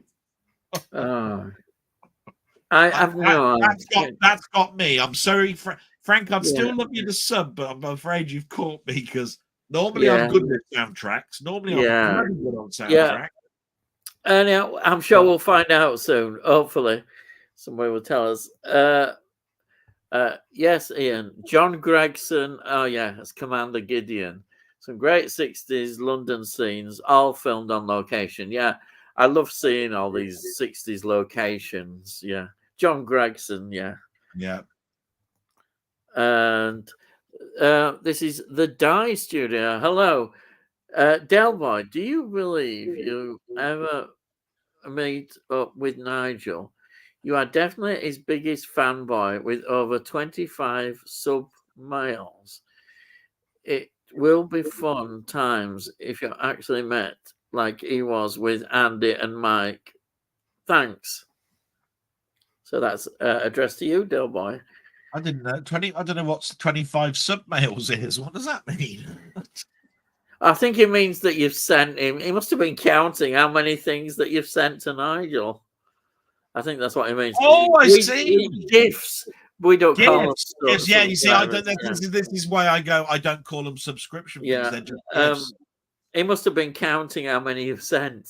And I will say this: I wouldn't say that I was his biggest fanboy because there's a bloke called Michael Hewitt or something. He sends boxes and boxes. He sends him 10 or 11 in a box. I only send him one. Yeah. It might be every 2 or 3 weeks or something. But it's nice of him to say so. I would love to meet up with Nigel. The trouble is, he's in Newcastle or very close. I'm in the Midlands. And you're down south. You know, I'm down south. Down south. I think I mean, the one thing that I will say about Nigel is that the reason that I'm close to Nigel is A, not only do we chat quite a bit, but B, he's if you ever watch the interview I did with him, you'll see that our backgrounds when we were going to school, all the way up to the point where we left school, were pretty much identical. We had the same sort of upbringing. You know, he had a, you know, his family routine, watching TV with family, having school dinners, coming in from school, all of that sort of stuff. What we were watching, what we were listening to, were identical. It's only when he left school, went into work, that things change. And that's where he goes down a route of Iron Maiden live gigs, and I went down the pub and went to nightclubs, etc., etc. And of course, he got married and had kiddies and the rest of it, and I never have. So there's a diversity there. But whenever we've chatted, we've always chatted about the fact that we've both lost our parents. You know, I've lost my dad, he's lost his dad. And when we talk about how we got into films, there's always a bond between son and father. I tend to find like there is a bond between a daughter and a father. It's a special relationship. Not to say there isn't one with mothers. It's just that your dad would show you a Western or something, or would show you a comedy, or he'd sit down and he'd say, "Hey, I used to watch this with my granddad, your granddad, my dad, or he takes you to the first football game." There's almost a thing that happens very, very early on, and it turns your dad into a hero. And so when my dad was listening to music, I'd be asking him questions. I'd say, "Why has this got no words in it?" And he'd say, "Oh, it's because it's a soundtrack to a film." "Oh, what film's that then, Dad?" "Oh, it's this and that." And he'd go, "Oh, have we got that to watch?" And he'd go, "No, it was on telly when I saw it last, but when it comes on, we can watch it together." And my dad would be like that. And so we grew a bond because of Westerns, Laurel and Hardy, etc., etc. I never really liked his pop music. He liked the Shadows, believe it or not. My dad was a Teddy Boy, the 50s. Never really grew up with a Teddy Boy outfit, you know what I mean? Long, bloody great big jackets that were blue with great big lapel, black, like flaps over the pockets and stuff. Never really got into that. But you can see my dad was, he probably was a Teddy Boy, the way he does his hair and all that sort of stuff. So to answer your question, thanks very much. I dare say I am a fanboy then, but I wouldn't class me as a fanboy. It's just he's a very close friend. I don't have that closeness with Andy and Mike. And I believe that they've got a much better and stronger bond because it's almost like working together. They've been on so many chat streams together that they almost talk every week, where I can't turn around and say to you that Nigel calls me every week. I can't say he's ever called me every 2 or 3 weeks. It's just whenever we've needed to chat, he's been there, and I'm the same for him. By the way, I don't want to be his fanboy. I want to be his friend. But thank you so much, the Die Studio. I hope you're enjoying tonight's stream. I hope that's a good answer for you. And I do hope one day we'd meet, just like I hope one day I'll meet Ian. It's like that, really. Go into the pub, have a pint, get on the train, back home. Yeah. Pissed. Hopefully. Sleep all the way back through the 4 or 5 hour journey it would be as well. Right. Next question. It's Pugwall 316. Hi, Ian, Del, everyone in the chat. How's it going?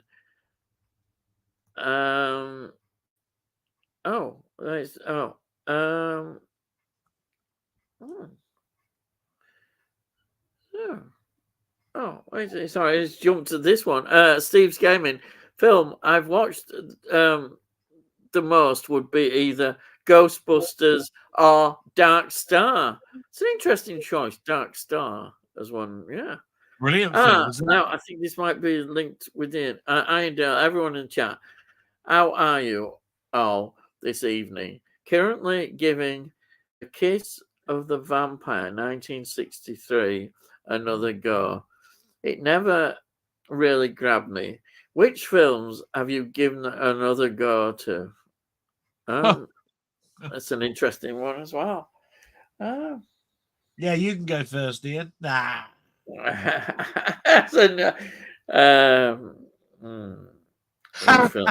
Yeah, now you know how it feels. Well, I've tried with a certain film that we mentioned even earlier in this. I haven't quite given up yet on it, but I'm sorry, but 2001 and Rocky are barred. Now give us your answer. Right. That's terrible. I can't. Oh, crikey.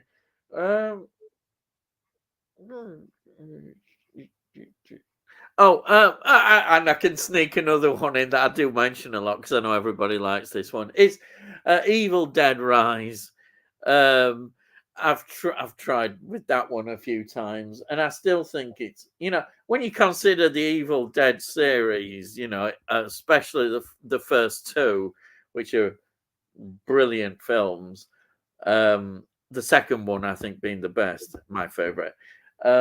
When you consider them, and then they release that, and everybody's going, "Oh, this is fun, wonderful, fantastic." It's not. It really isn't. It's just, it's just not good. Something about it. It just, they thought, "Oh, we'll change the environment. We'll go, into a block, and see everybody, and we'll do this and that." And it just, for me, didn't work.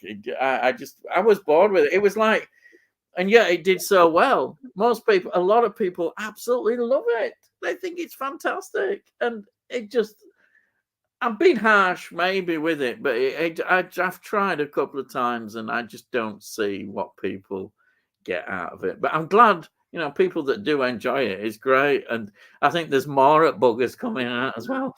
But let's hope they improve. But no, it just didn't get me. I thought maybe it was the mood I was in when I watched it, so I tried again, and I can see people like it, but for me personally, I just didn't get it. I didn't like it. It didn't do anything. I just thought it was repetitive, went on, no character development, absolutely nothing. Not that you're expecting a great deal of character development, but I had no real sympathy for any connection with them. And I just, when you're not bothered, that's the worst thing you can say about a film. And I wasn't bothered. There you are. I didn't hate it. People going, "Oh yeah, you must." And no, I don't. I didn't hate it, because obviously a lot of people like it and get on, really enjoy it. But no, didn't hate it. But that's the best answer I can maybe give you. Let me think. It's a tricky one because I've mentioned in many chats that I've never really walked out of a cinema. So anything that I'm talking about here would be something that I've stopped halfway through. It's like I've bought it purely on, I like the cover, it's a steel book, or it fits in my collection because it's done by a certain director, and unfortunately this one falls into the trap of being one that I just can't watch. Howard the Duck strikes me as probably one of those. I have watched it now though till the end, and it's not as bad as what I've said about it, but it isn't very good either. And it's the same with Super Mario Brothers. I just did not see anything in it. And my opinion of it has not really changed too much, other than I haven't watched it again in the last 10 years, and there has been a special edition version of the film brought out that's been well received, and people have said give it another go.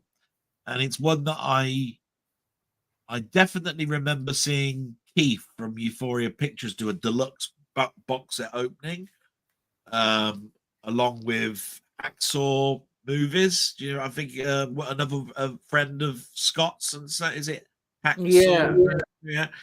He bought the same box set, and when I looked at it, I didn't have 170 quid to spend on it. Right? How much? I think it was like £170 or something. Oh dear! I went on a film that I didn't like. So no, I balked at it. But I really should give it a go. There is one film that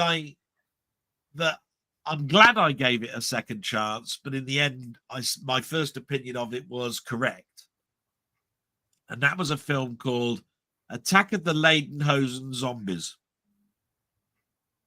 which is a zombie film set in the Alps, and all of the heroes are dressed up in Lederhosens, the braces and bloody shorts and stuff. Yeah. Right? Around a beer fest thing. and it's atrocious. It absolutely atrocious film. And I thought it can't be that bad. It And can't it be. is. I've got to watch it for a second time. And the second time I watched it was the worst time than when I watched it the first time. And I got to the end and I went, I don't know why I don't know why I tried the second time. Yeah, what is in my brain? So as far as I'm concerned, I think I've given some examples there of films that I don't think I've ever gone into the cinema and walked out. The thing is, I'm too tight. It's like, so I'm paid for this now. I would be. I will watch it to the end, even though it's shit. Yeah. You know? So I'm a bit like that, a bit tight. Yeah. You want to go back to Steve because he did actually. We did have to skip to Ian because his was split into two parts. So the one above it was Steve was saying that Ghostbusters and Dark Star was his film. He said films are much most. Yeah, I just want to answer that by just saying, I think those are two classic films, and it's such a shame that Dark Star doesn't get talked about. Too much. I mean, I think that's a John Carpenter film, isn't it? Dark Star. And didn't you get a 4K? It's the one with the talking bomb, isn't it? Yeah. Is it the one with the talking bomb? The bomb that gets a conscience that turns around and says, "No, I don't want to explode now. I want to stay here." Because they're going. And isn't it a foreshadow of Alien? Because it's written by Dan O'Bannon. No, that's interesting. I didn't know that. Dan O'Bannon wrote the script to Alien, if I remember rightly, and therefore the alien is no longer a big tomato-looking round peach ball and turned into the xenomorph. Because I think Dark Star has got the big rubber tomato plant thing that's attacking you. I think on the ship, if I remember rightly. That's all I got to say about it, really. I'm just doing it quick. Yeah, Dark Star. I think it's written by Dan O'Bannon.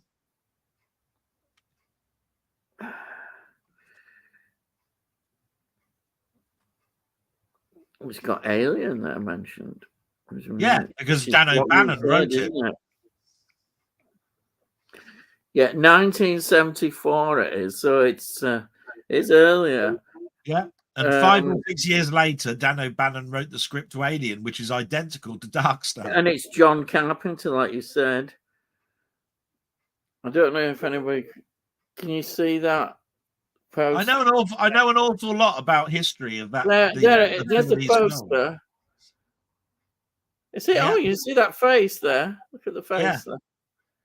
Yeah. Yeah. It says it says bombed out in space, spaced out bomb. So it sounds like they're all the bomb, and he gets a conscience, and it says, "What do you mean I'm going to die? Oh, I don't want to blow up now. I think I'll stay here." No, you've got to drop yourself. You've got to drop. You've got to blow up this planet. No, I'm not going to die. I think I'll stay here. It says here a satirical look at the problems experienced by a crew of bumbling astronauts on a mission to destroy rogue planets. Yeah, that's what he says. And these bombs, they talk to you, and they're talking to this bomb, and it says, "What do you mean I'm going to die?" Well, that's your purpose. You're going to go down there and you're going to blow up this planet. Well, I don't want to go now. I think I want to live. I think I'll stay here. And they have this conversation about. Conversation. Do you know nobody's mentioned that as a John Carpenter film? I doubt anybody. Any conversation. It's got a 4K, and I bought it. It's brilliant. I mean, it's fantastic. But have you noticed that film never? Because John Carpenter gets talked about a lot. Everywhere you go, doesn't it, on these things? Yeah. I've never heard anybody mention Dark Star. Well, it's like whenever somebody talks about George Lucas, they don't really talk about THX 1. Yeah, I knew you were going to say that one. Yeah, yeah. Because you got to remember that Dark Star is probably his not. I don't know if it's his directorial debut, but it'd be one that would be a student movie. Yeah, I was just going to considered like a student movie that was released. Yeah, that's what THX was. That's right. Yeah, Yeah. It's very similar to that, because the next film is Halloween, and there's a Yeah. bloody big difference between the two. Yeah. When it comes to quality and how it was put together and the money that it needed and all of that sort of stuff. But what I do remember about Dark Star is that Dan O'Bannon wrote it. He liked the script so much, but he hated the fact that everybody thought that the creature that was in the first film was a big blow-up beach ball. So he wrote the script again and called it Alien, and it turned into the Xenomorph. And that was far more appreciated than a big rubber tomato plant coming after. It sounds crazy when you say that. You see, right? Let's see. Tony Hawk. I think I've watched Zulu the most. I know you have. You always talk about Zulu. Yes. Tony, the BFI Get Carter was my first 4K. Oh, as it was released around the time I got the 4K player. Yeah. Well, it's a good one to start with. Brilliant. Well, the Get Carter is a fantastic one, but it was only released a year and a half ago. Yeah. Stephen Taylor, can you think of any remakes that were better than the original? Invasion of the Body Snatchers was a remake I preferred. It's funny because that popped up a couple of weeks ago. We've had the question before, haven't we? Yeah.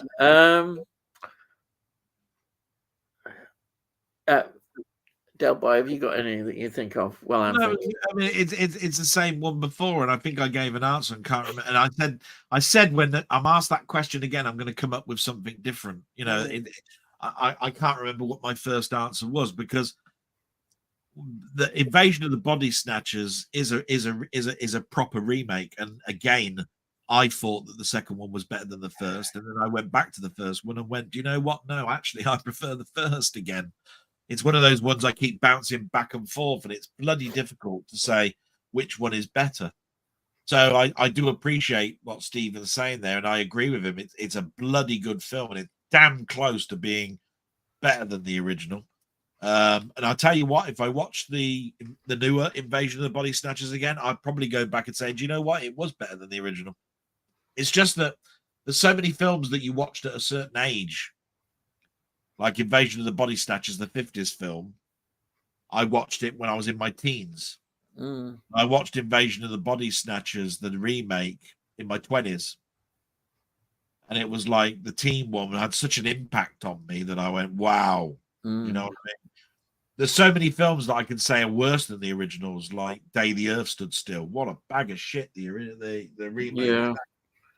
Yeah. But it's very hard to say, is there a modern one? The stock answer is Ben-Hur, and that's filmed, wrote, and directed by the same director, Cecil B. DeMille. He wrote the black and white silent Ben-Hur, and 15 years later, or 20 years later, hired Charlton Heston and wrote the coloured version of Ben-Hur, and both of them won Oscars. Yet many people will say the 50s Ben-Hur or 60s Ben-Hur is the better of the two films. So there's a perfect example. I'm going to give you a stock answer, very, very simply.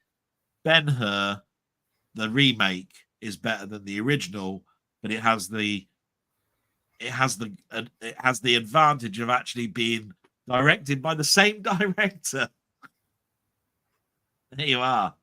There aren't many people that go back to their own work and are able to gloss over the bad parts of their own films. I mean, that's a perfect answer, actually. There you are, Ben-Hur.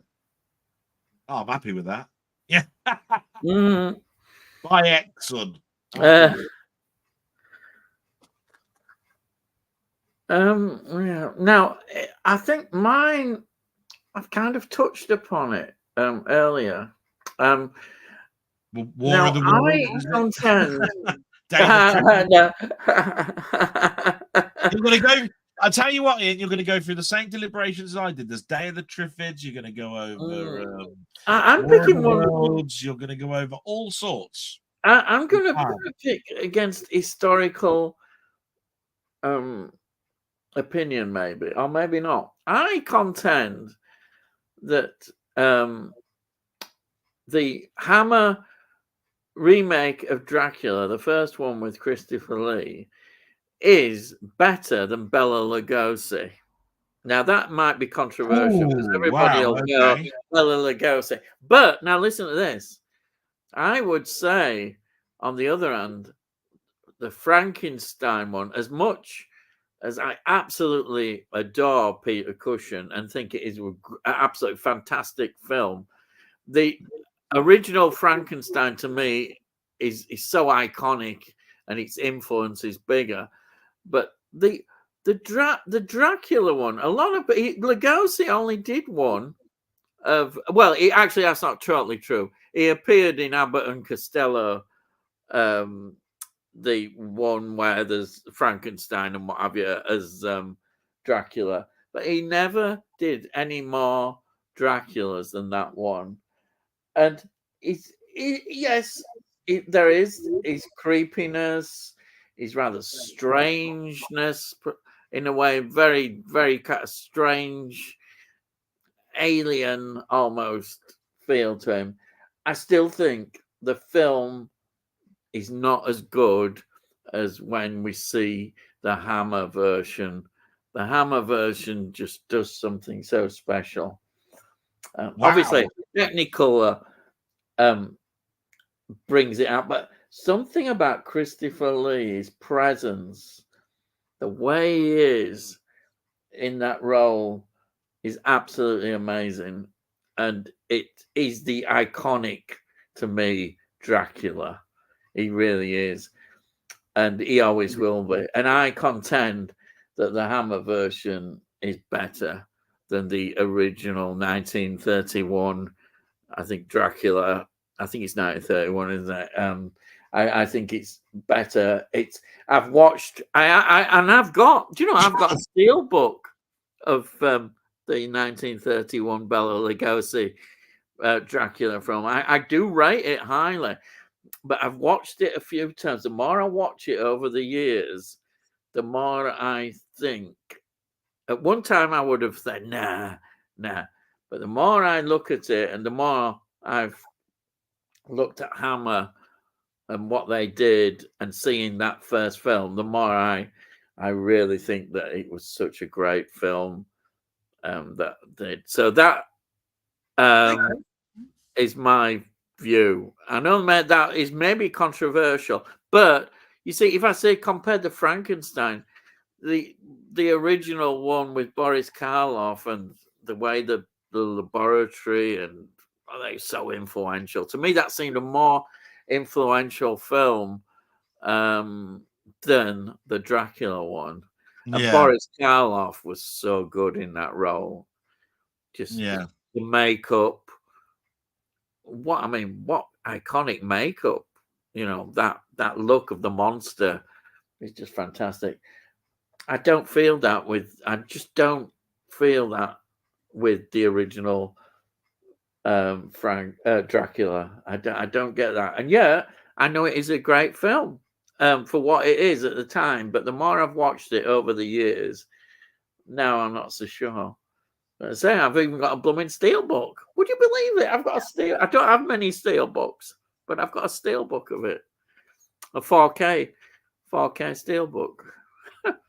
Anyway, that's my answers to that. So, now 6 minutes, guys, to tell you one simple answer. Yeah, 6 minutes. That blooming. Was his answer, right? Stop watch out now. 6 minutes was for Dracula, right? And he told you that in the first 30 seconds, and then 5.5 minutes telling you everything else about it. 5.5 minutes. Well, yeah. I'm sure let's face it, lad. I think you've done it with some of your soundtracks. I'm sure you've gone off, wandered around a soundtrack and then come back. You know I'm taking the piss. However, I will say this: you've given a huge piece of knowledge that I'm going to have to check out because I wasn't aware of that, and that's Bela Lugosi was only ever in Dracula, and then didn't turn up as Dracula but he again. did the Abbott, and you've seen the Abbott and Costello one. I was sure he played Dracula again. You look that up. No, I'll have to look that up. Yeah. Although I will say this, he's not credited as being Dracula, but he is Dracula in Plan 9. Oh yeah. Oh, yes. That's he's in that. Well, then it weren't the only two, then, was it? Yeah, but let's look at it like this. It's in a way, it's very sad what happened to Bela Lugosi. So wasn't he in the House of Dracula then, the one with the Frankenstein and the Wolfman and that? That's it. And isn't that the Abbott and Costello meet? I think it is. No, I don't think he was in one that was. There actually was that. Do you know that there is a film called House of Dracula, and it has Frankenstein and the Wolfman, and it's not Abbott Costello. I don't know. But you're quite right. Abbott and Costello meet the Karloff, all those sort of things. Yeah. There is one which has got Dracula and Frankenstein and the Wolfman, and because I remember that Abbott and Costello were mail people. They brought in the mail. And these coffins or boxes came in, and one of them has got Dracula in it, and it's got Frankenstein in it, isn't it? And he's reading he's reading the cards with a candle, and these boxes keep opening, and he's going, all this sort of stuff, So it's deadly funny. It's really, really funny. Now, House of Frankenstein is 1944, and has it got? It hasn't got. But I was right. I don't like. You're right. So he's not in it. He's not in it. It's got. I think John Carradine who plays Dracula in that. Yeah. It's got Boris Karloff, Lon Chaney, John Carradine. Yeah. I'm not surprised. I was just saying I thought he was in one of them. Yeah. So it didn't. Dracula is one of those strange ones in the fact that he was in the Spanish Dracula, and then they redid it again. So then there's Dracula by Universal, and there's Dracula the Spanish one. They are considered two different films, but they are the same. Yeah. Right. So you could say he was played Dracula twice there. Yeah. And then everybody believes he was in Dracula's in between, but they were actually. It's like the case of Lon Chaney Jr. and Lon Chaney. Yeah, one's the dad, one's the son, and who was the better player at playing the Wolfman and all of this sort of stuff.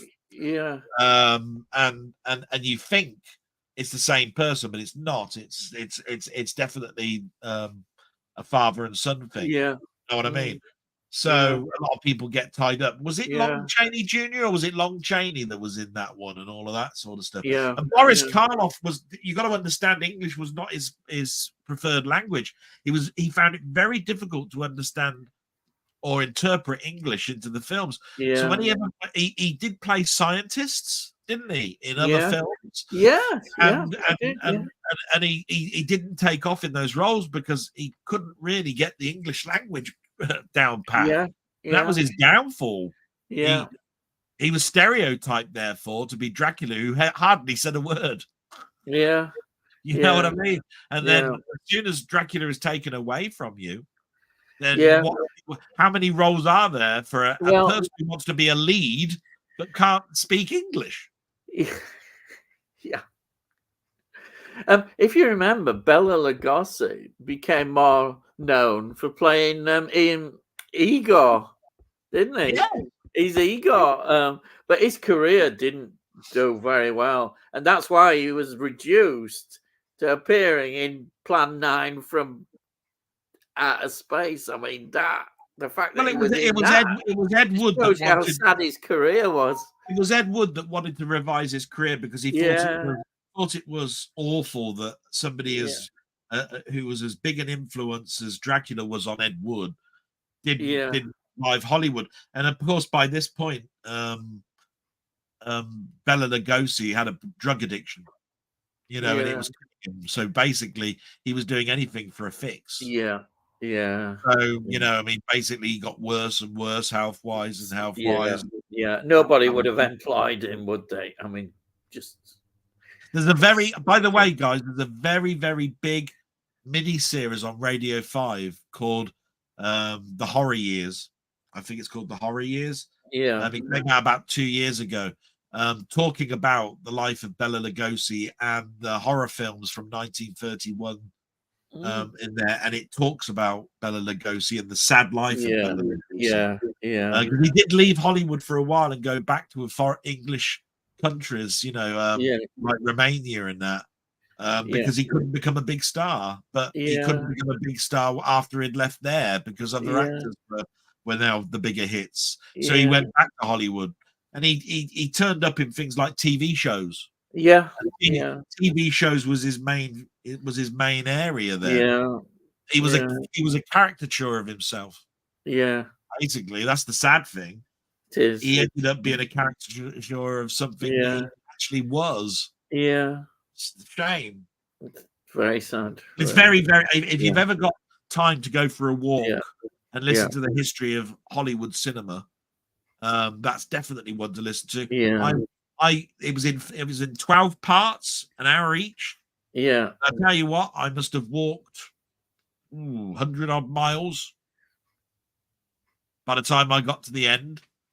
Brilliant, best, and I could do that all over again. Do you know what I mean? So. Anyhow, I've had this up. What AJ's Movie Place said.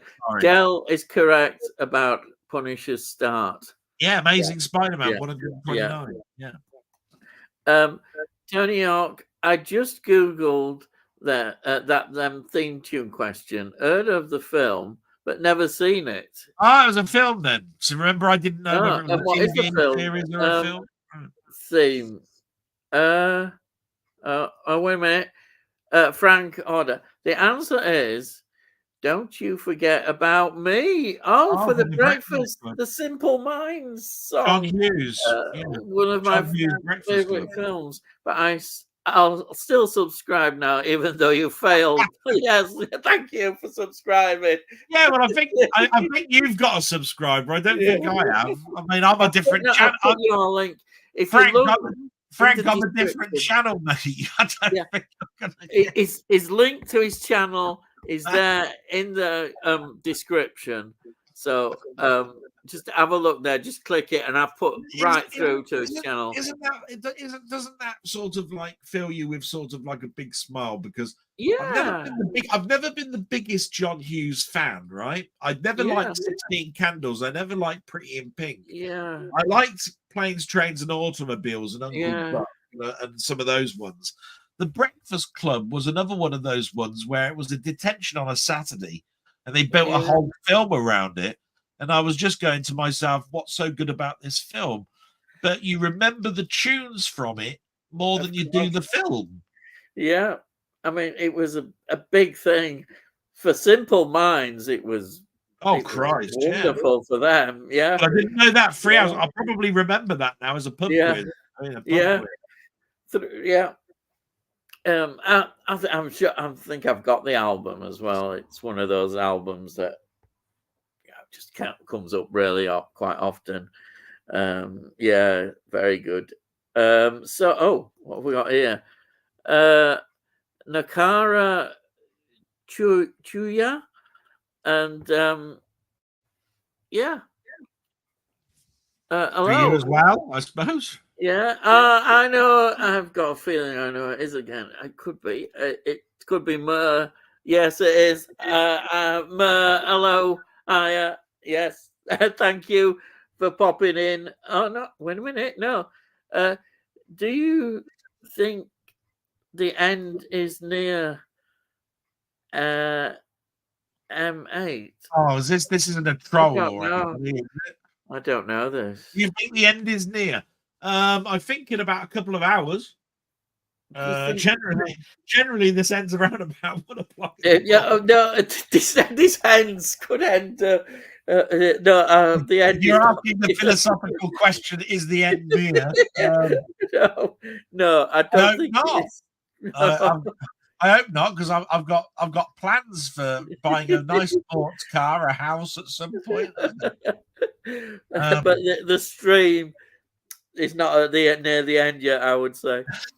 Speaking of films that didn't grab you, I watched Voices 1973 with David Hemmings this week. Gave up less than halfway. Wow, that must be pretty bad. Also, Castle Keep 1969. Now I've heard of this with Burt Lancaster, Yeah. which I've seen before.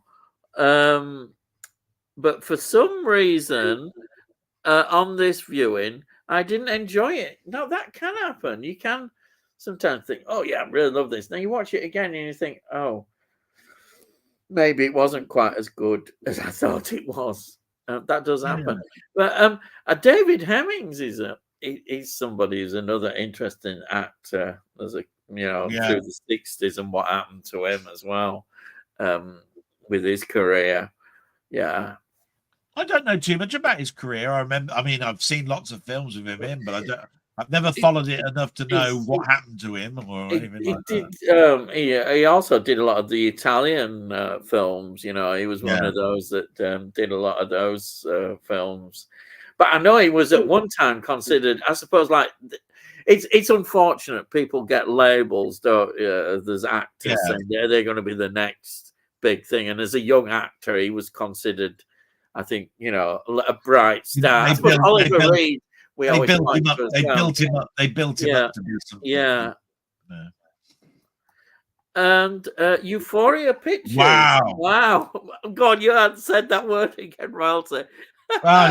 I can say if we had royalty in Mondo, we really enjoy the big ones. Hello, gentlemen. Hope you're both well and having a good stream. Thought I would stop in and say hello and watch for a while. Wow! Well, thank you. We've had John in, and now we've got you. I mean, what can we say? To anybody who doesn't know, and I can't think of anybody on the planet who wouldn't know, Euphoria Pictures, my God, what a channel. Now, this is a guy that I've watched for quite some time, a number of years, to be quite honest. Yeah. And he's one of those good people that if you thought he was nice on his channel, you want to actually speak to him. It's Keith. He's even nice. He's even nicer, right? He's wonderful. His production values are really, really high. That's a second to none. But I think the showing of a good channel is somebody that actually partakes knowledge with entertainment. The knowledge aspect of him is very, very high. But he also wants to partake in telling you where he gets his things from, so that you can also enjoy it as well. He's all for doing a quick video, literally in about 10 minutes, that'll just turn around and say, I'm doing this out the blue because I've just picked this up. It's cost me this much money. I've got it from Amazon Italy. They've got copies of it at the moment. I don't want anybody to miss out. Go there now. And he'll do that.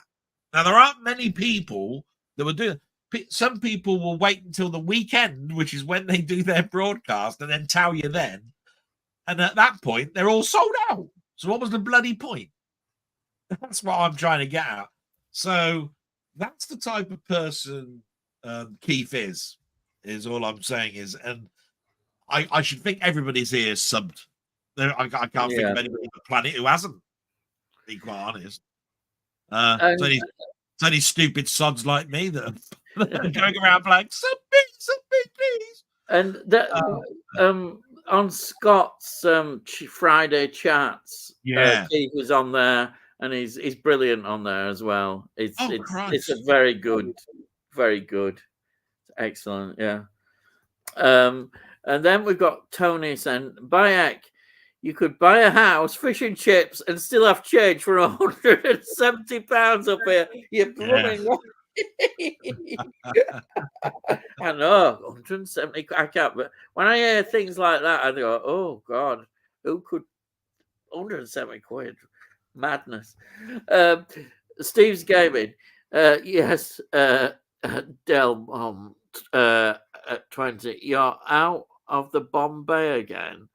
Also, pin back in the lift always makes me laugh so hard. This is your gaming Dark thing, I Star. presume. This is Dark Star. All right. Bomb 20. Oh yeah, sorry. that Yes, of talks back. course. Yeah, yeah. Dark Star. Frank Hodder. I have Dark Star too. The bomb never talks about dying. To be honest, it says its purpose is to explode, and it's stuck on the ship. The crew tried to talk it out of Oh, well, exploding. yeah, I might have got a bit mixed up there, so I apologize. But I mean, I'm quite right about the rest. I think Dan O'Bannon, Alien, Actually, John it sounds Carpenter's something first else. film, The Talking Bomb, that's all Yeah. correct. I quite What it was talking, like the what it sound was of that. talking, what it was talking about, I thought it was trying to talk. I thought it got a conscience and Yeah, tried to talk itself talk itself out of blowing up. But I could be wrong. You know, like I said, been a while it since. definitely sounds something that I should watch. It sounds good. It sounds Oh, good. I it's like worth it because it sounds funny and it's fun. It's yeah, worth a watch just because yeah, it's funny. To be honest, Frank, definitely. thank you for correcting me. Yeah. Like I say, everything up here is from memory, but it is a fantastic film. I'm so glad that you enjoy it as well. Yeah, Frank, superb film. And then Tony says, in my opinion, the remake, or rather second remake after the 30s and 50s version, is that the Invasion of Body Snatchers? Go to the next section. Oh yeah, that's the next one. Oh, of the 39 steps, of course. Yeah, I've done that. Is the best? Oh, the Robert Powell one. Yeah, I know you mentioned this before. Because when I reviewed it quite recently, as well, you talked about this. Robert Powell does a good Hannah and went on to do a TV series as the character. Oh yeah, The setting of World War One London is closest to John Buchan's novel too. Great ending. I know this. He was excellent. Was Robert Powell definitely? Big Ben. Yeah. Yeah, I tend to agree. Actually, the Hitchcock one is perhaps not as good as I thought it would be when I watched it. I enjoyed it, but I'm not quite so sure. Especially, I'll tell you what. I've got an answer to that. I've got an answer to that one.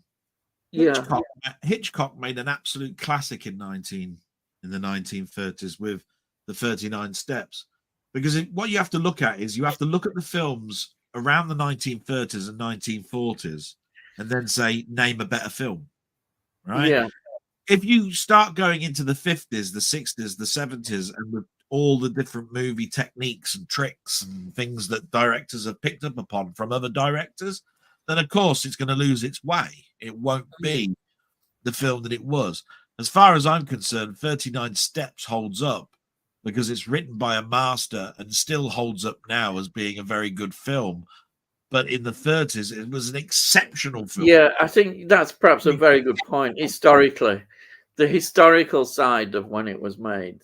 You know, I mean, if you look at a film in the 1940s, 41, 42, and all of that around there, you would be pushed to say that film was bettered, because remember, there was a war going on as well. Yes, yeah.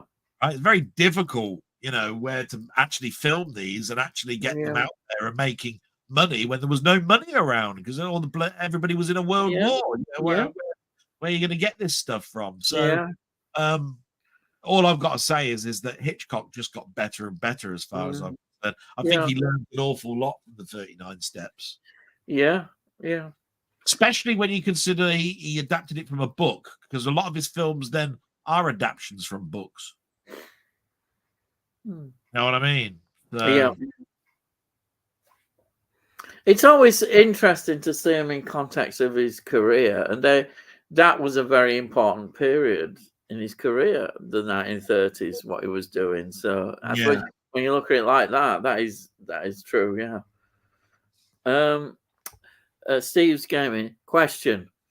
Tomorrow is the 80th anniversary of D-Day. Yeah, it is. Are you planning to watch any war films to commemorate it? I'm going to watch The Longest Day and Overlord. Interesting.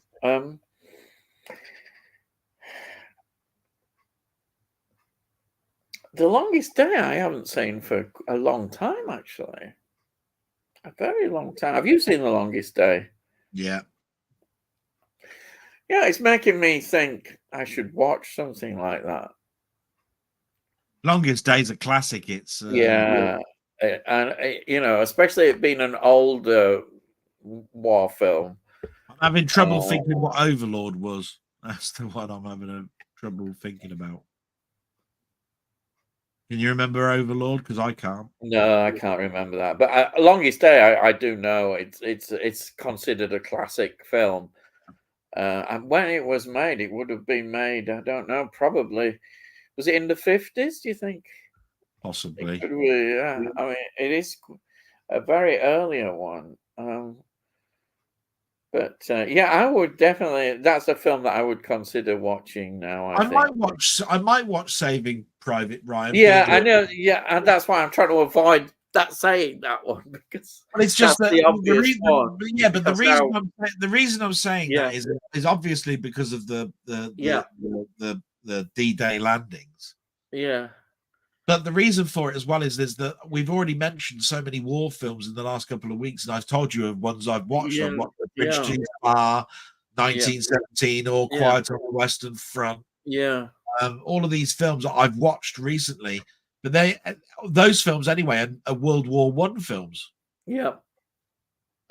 Thinking about my collection of the World War II, they're more parodies like Where Eagles Dare and and things like they're not Kelly's Heroes is a one. So I think I'll probably watch a serious film like Saving Private Ryan. Yeah. Because I know I have got that recently. That is an obvious one. And it is one I haven't seen for a while. But The Longest Day I would find interesting because with it being an older war film, I like yeah. And I think it's got a very good cast. I talked about Patton earlier, didn't I? I'm sure. Let's have a look at the cast in Longest Day.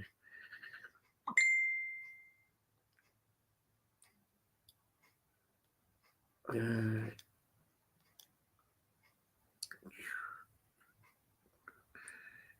The Longest Day.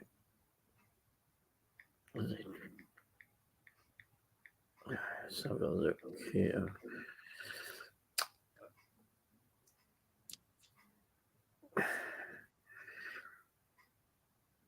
The Longest Day, 1962.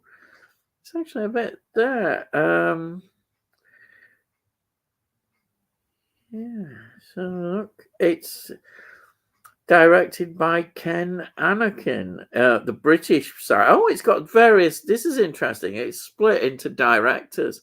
So that's the British and French. That's Ken Anakin, and then we've got the American is Andrew Marton, and there's a German bit which is Bernhard Wicki. So the way they've done that, it's almost been directed like an anthology then. And in this, we've got John Wayne, Henry Fonda, Robert Mitchum, Sean Connery. Yeah, Sean Connery. Yeah. Eddie Albert, Richard Todd, Richard Burton. Oh, crikey. Peter Lawford, Rod Steiger, Kenneth Moore. I knew Kenneth Moore would pop up. But yeah, that's quite a big cast. Yeah. Big cast. Yeah. I know a lot of I know and it's very, very strong cast. I've seen it.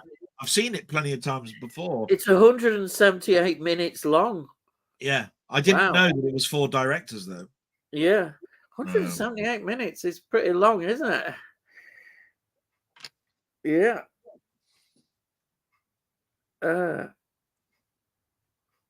Mind you, it's saying here that many of the actors were actually really cameo appearances. So they're not sort of big roles in the film. No, I think it's a bit like the English, like the way that has loads of cameo appearances. The way you explained it, it sounded very much like they've got different directors to do different parts. That's what it's got. So it'd be Here. interesting. It'd be Yeah. interesting to know whether Sean Connery was directed by the American or by the German or by the. Yeah. You know what I mean? That's Yeah. where it'd be interesting for me. Is what Yeah. sections were done, or was it all intertwined into one big film with 4 directors credited? You don't usually have that. There are 2 directors, aren't there, to Monty Python and the Holy Quest for the Holy Grail? Because not only is Graham Chapman considered to be one of them, so is Terry Gilliam. And they fought all the time on set, didn't they, about how this was going to be directed? But they still class themselves as 2 independent directors. But you can see the influence. You can see the bits that each person wrote or directed. Do you see what I mean? You can say, "Oh, that was, Graham did that one. Oh no, Terry did that one. Look." Do you see what I mean? So it's interesting. It'd be interesting to know. I need to watch a documentary on that now. Yeah. I have it says here that there was a lot of cooperation with the military as well and government. Oh yeah, but there isn't a bridge too so far. that was very, they've got that involvement in it. It says in a bridge too far that all of the army, the F troop, the at the Royal whatever it was, everybody was involved in that film. This is an interesting fact. It says that, however, hundreds of these soldiers had to be recalled after the Berlin crisis of 1961. Because remember, that's going on. Wow. At that time as well. Yeah. Yeah. It sounds as a lot anyhow. Well, I better not just say reading all that out, but that it's interesting. I've learned already a bit from that. It sounds a very interesting film. What's the betting you bought that by tomorrow? I'm going to World of Books and I'm going to see if there's a copy. Right, let's get on to the next question. Wee Bob Art. Okay, gents. By the time you read this, it will be 1 a.m. Is it? No, weren't quite there. But it is 10 p.m. for me, and I'm off to bed. Great to listen along, and I will probably watch the rest over the weekend ahead. Well, thank you. All the best. Thank you. We're only 30 minutes away from. That's not bad. It's only 10:30. 10:30. Actually, that's for us. That's very good. That's really good. And then Steve's giving at Wee Bob Art, laugh out loud, probably true. Yes. oh, we've got somebody else that's popped in here that we know. Jim Jam Movies and TV. Good evening, guys. Welcome. Thank you so much for coming in. And let's see. I'm back on home turf now. He's back from Skeg Vegas. Yeah. Oh, of course. Yeah. Old Skeggy. Tom Curley, the Omega Man, is a better film version than of I Am Legend than The Last Man on Earth, and it's better than its remake, I Am Legend 2. Now, that's controversial. That's controversial. Had a big thing about all this. I can plug your channel again. Now, if you look back on his channel, you will see that they did a live on all this. So, well worth having a look. Look in his playlist. And I won't go over old ground. Go and watch that. But it's just that's a very controversial statement to make because even the writer of the Omega Man, the Last Man on Earth, who actually wrote the script to The Last Man on Earth, didn't like that film. Didn't like the remake, the Omega Man, and didn't like I Am Legend either. Well, he can't please everybody, can you? He didn't like so all 3 films, you went, not bothered. He couldn't care less though, because every time that film was bought, he was making a packet. Exactly. So the interesting thing about it is the where does the story originate from? Because one of them is is we're all doomed because we tried to better ourselves and come up with a chemical, and it basically turned us all into zombies. Another one is after a chemical warfare, which is closer probably to the real thing that might actually cause that situation to happen, etc., etc. They're all got different. They've all got different beginnings of why we're in this. Why the main character is in the situation that he is. You just have to choose the one that you think holds true. And I must admit, the one, the Omega Man, is the one that I turn to, probably because, again, I watched it at a time where it influenced me more.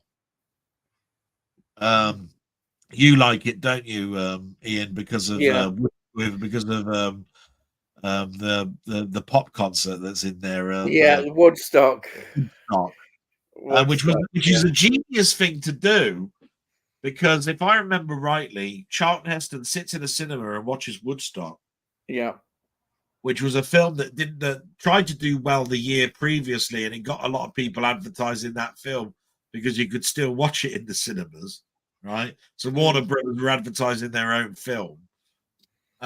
Secondly, it started off one of the longest running shows in American history, which is science fiction theater, where you've got a robot and a bloke that introduce a science fiction film in a cinema. That's where the idea of that came from. And that ran for 20 or 30 odd years, apparently. Science fiction theater, or whatever it was called. So there's a lot of positives that come out of all three of those films. I think the Will Smith one is... I won't answer the question or turn around and say you're totally in the wrong. Because nobody is in the wrong with any answer that they give. No, anyway. That's right. I think you could, to be fair, I think all three you can pick good things out of all three of them. Yeah. They're not terrible films. That's another important thing to say. I feel, like I say, in the third film with Will Smith, I get very sentimental about the dog. Yeah. It's one of those ones where I wince. When I know that dog is about to enter a dangerous situation, because I know what's going to happen, and I don't like to think about dogs. That's right.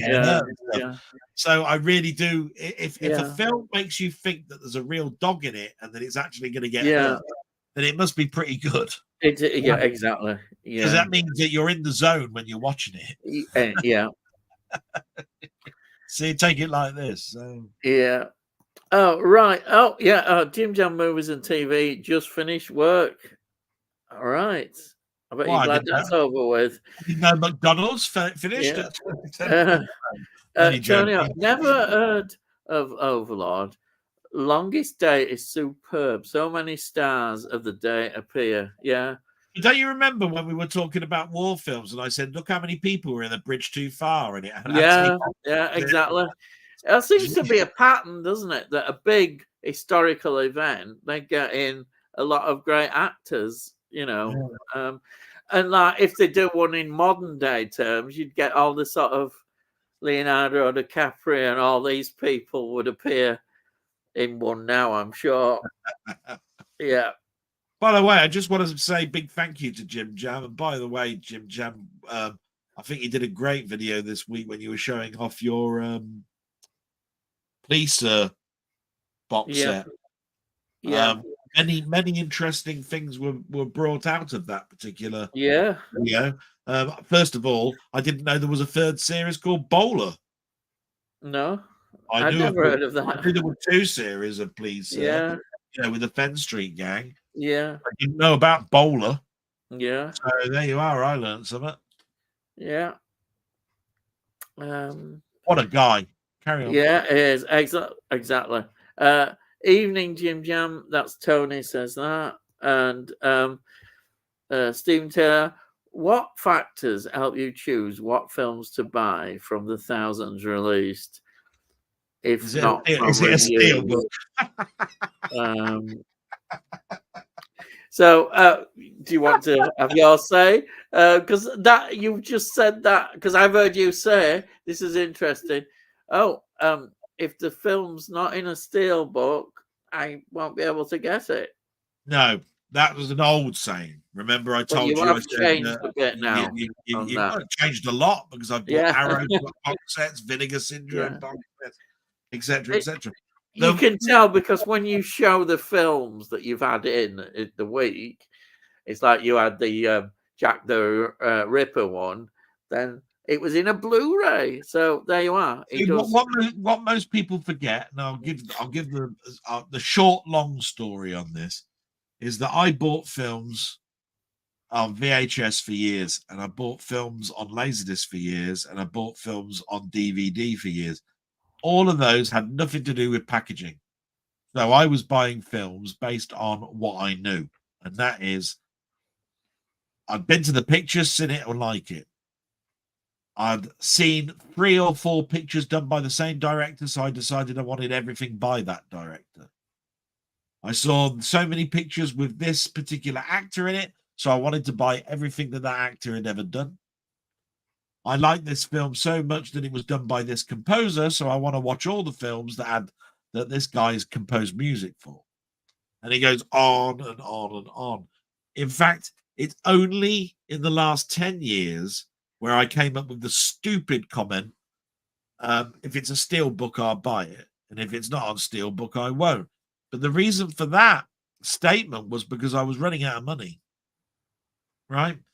I couldn't see a reason for buying Blu-ray sets when they kept changing the packaging all the time. It was in blue, then it was holes in the blue, and then there was slip covers, and then there were no slip covers, and it looked all ugly on, from my perspective. That I thought, well, steel books at least give me a conformity.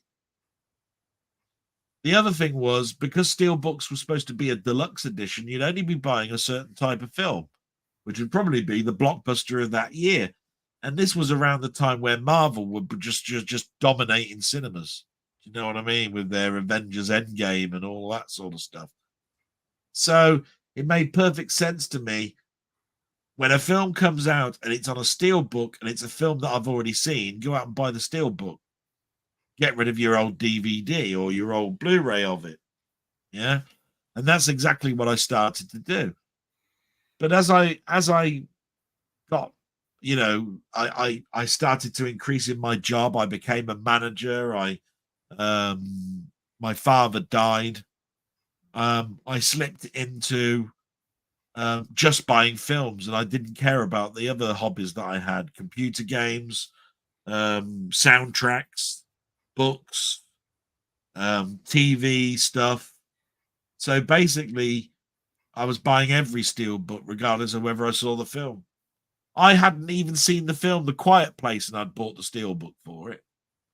I hadn't even seen the film Cabin in the Woods, and I bought the steel book for it.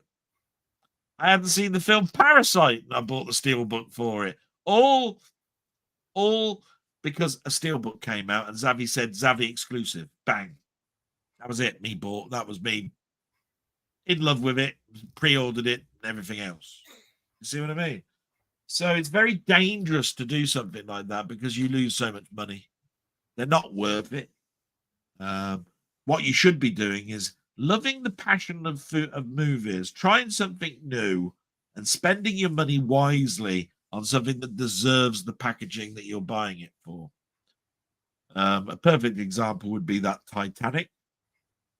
Great film, don't get me wrong. Free disc version, 4K, fantastic. £100 for a book and the film, or a third of that, and you get the film anyway in a nice case with a slipcover, an equally nice, little booklet inside it. And there's £100 edition with a hardback book. Now, which one should you go for? I bought stupidly the £100 one. It's like, oh yeah, Titanic, yeah, deluxe, all this.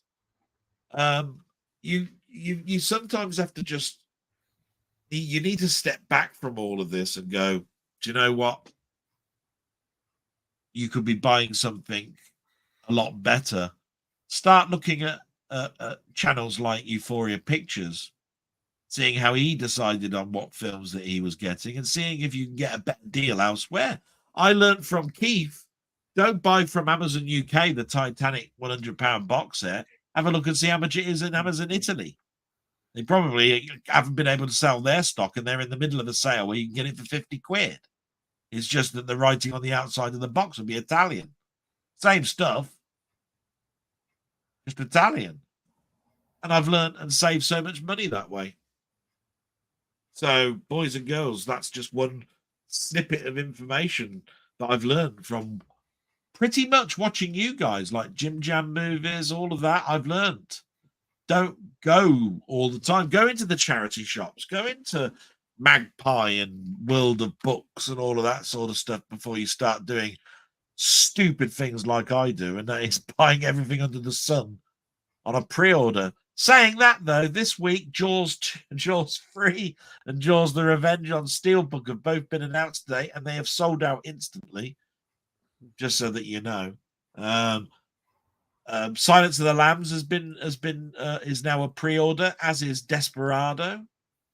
There's some cracking films that have been announced this week that you need to get your skates on because they're selling out already. Bloody hell. The Scalper's going to have a field day with Jaws. That's sold out in hours. Go on then, Ian. I think with what me, was that, 6 minutes or something, was it? I have to really work to my budget. And it's I'll be honest, a couple of years ago when I started out, I had a lot more money. But now it's bills and everything else has played a big part. I'm one of these people that Sunak can come and visit, and I can show him how things have changed a lot. And what you have to do is you have to prioritize. And like now, new releases, at one time, I was thinking, I've got to get that. But even then, you're looking at the prices. But now you've got to look at offers, basically. And HMV, when they have their 2 for whatever, is great. But even now, there are some months, and that has happened increasingly, where I'm thinking, well, I can't even afford that at the moment because I've had a big bill that's come up. So what I have to do then is go to places like Music Magpie. And Amazon do have, if you look around Amazon, sometimes you can pick up things that are very good. Now, and because my taste in films is very wide, and I'm always looking for things a lot more perhaps now in the past. And, when I'm considered old films, films at 50s, 60s and 70s, I'm looking a lot more at. And therefore, if they come up, I think, oh, crikey, I won't mind that. And then they're on eBay. The other thing on eBay, and I know you've done this as well, is that sometimes if you're looking, getting an auction, you can end up with some right bargains. And especially an auction that nobody else is in on the auction. You see it come up. Look for end dates.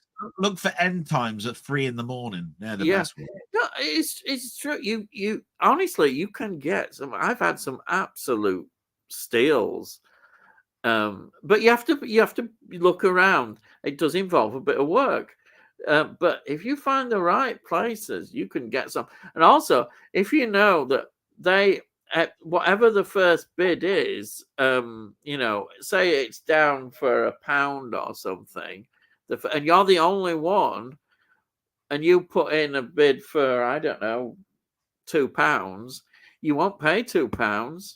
You pay the original price. Well, that's what I found anyhow, because there's been nobody up against me. Yeah, when you put your money in, it's based on the fact that you don't the bid doesn't go up to that value. That's the value that you're willing to go up to. Yeah. So you drop out when the bid goes. Yeah. I know it sounds mean, but if you really want something and there is another bidder in there and they're playing a game and they're doing it, I am literally one of those awful people that the last 30 seconds in of putting my bid in to sneak past them and get it as a bargain price. So you have to be aware as well what sort of highest level that they're putting in, but you can do it. I just because if you can put in a bid really quickly, and it can be a lot higher than you are prepared to pay because you know you're not going to pay that because you'll sneak in. So I often do that, so I'll make sure I get it. It doesn't always work, but most times it works. But it is finding the thing. I'm finding increasingly I've got no choice. If I want something, I've got to go for it. But Music Magpie, what is great about Music Magpie is the price, is the condition. Some of them are supposedly refurbished, which possibly means that they've changed the case and done a bit of this and that with it. But they are like brand new. They're absolutely fantastic. I've not had any issues with condition.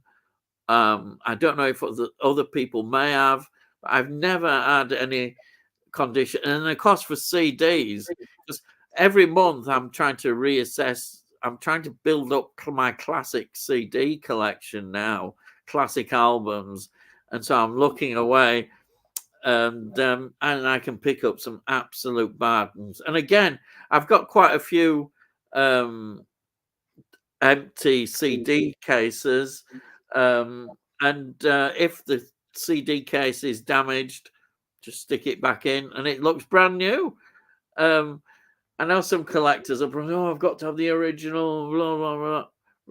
If you're like me, you're practical. All I want is the music. That's all I'm interested in. And I'm quite happy to have that. And that's what I have to do. I just basically go what I can afford. And that's what I accept is what you have to do. You have to accept it mentally. You can't do it any other way. And you see everybody presenting all these new releases, and I watch them and pleased to know. And I'm thinking, well, down the line, I'll hopefully maybe get that at some time, and that's what I do. It's just you just have to do it. I mean, I accept in a few years' time, I'm going to be better off, but I've just got to make it through to that point when I'm going to be better off, and that's what you do, quite simply. When I get my proper pension, I'll be all right. But at the moment, it's just how it is. But that's how I choose, and I'm happy. It's quite good fun. It can be good. Yeah, it can be good fun for me getting bargains. I love getting a bargain. And you can just buy a tight sod. But, it is good fun. And Music Magpie, I notice a lot more people are using and Wob as well, the book one. But those two are doing really well, I think. That a lot more people are buying from them and getting good bargains, and most people seem to be quite happy with them. So I recommend them totally. Yeah, that's it. I hope I haven't preached too much. I nearly got on there, but yeah, very yeah. It's just you suit everything to what you are, what you've got, and if you've got loads more money and you want to spend it, that's fantastic, and do that. It makes you happy, and do it. You just tailor everything to your own budget. That's what you do. Anyway, so next one. Let's have a look. Well, I didn't think you could top 6 minutes, but bloody hell, 10 minutes. I'm talking about. You are there with it. I'm only joking. I'm just trying to so people perhaps understand. Maybe you'll understand me a bit more. Understand? Bloody hell! You ran me down there. I can hear you going, "Yeah, tight bugger, aren't you?" Yeah. Yeah, and yeah, we've got Jim Jambu is here saying, "Evening, Tony." Tony says, 2 answers for Nakahara. If they were referring to the stream, answer is, "Oh, not for a while." If they meant something more profound, the answer is, "I hope not for several millennium." Oh, that was about that was quite a while ago, wasn't it? Yeah. It was after your talk, yeah. I mean, bloody hell, it was about 25 minutes ago. But you do remember that. He said it. When do you think the end is coming? Yeah, the end is nigh. Yes.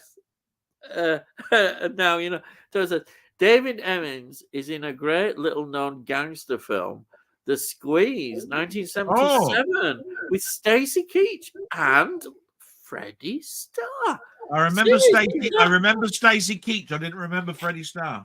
Is that really Freddie Starr? I didn't know he appeared in any films.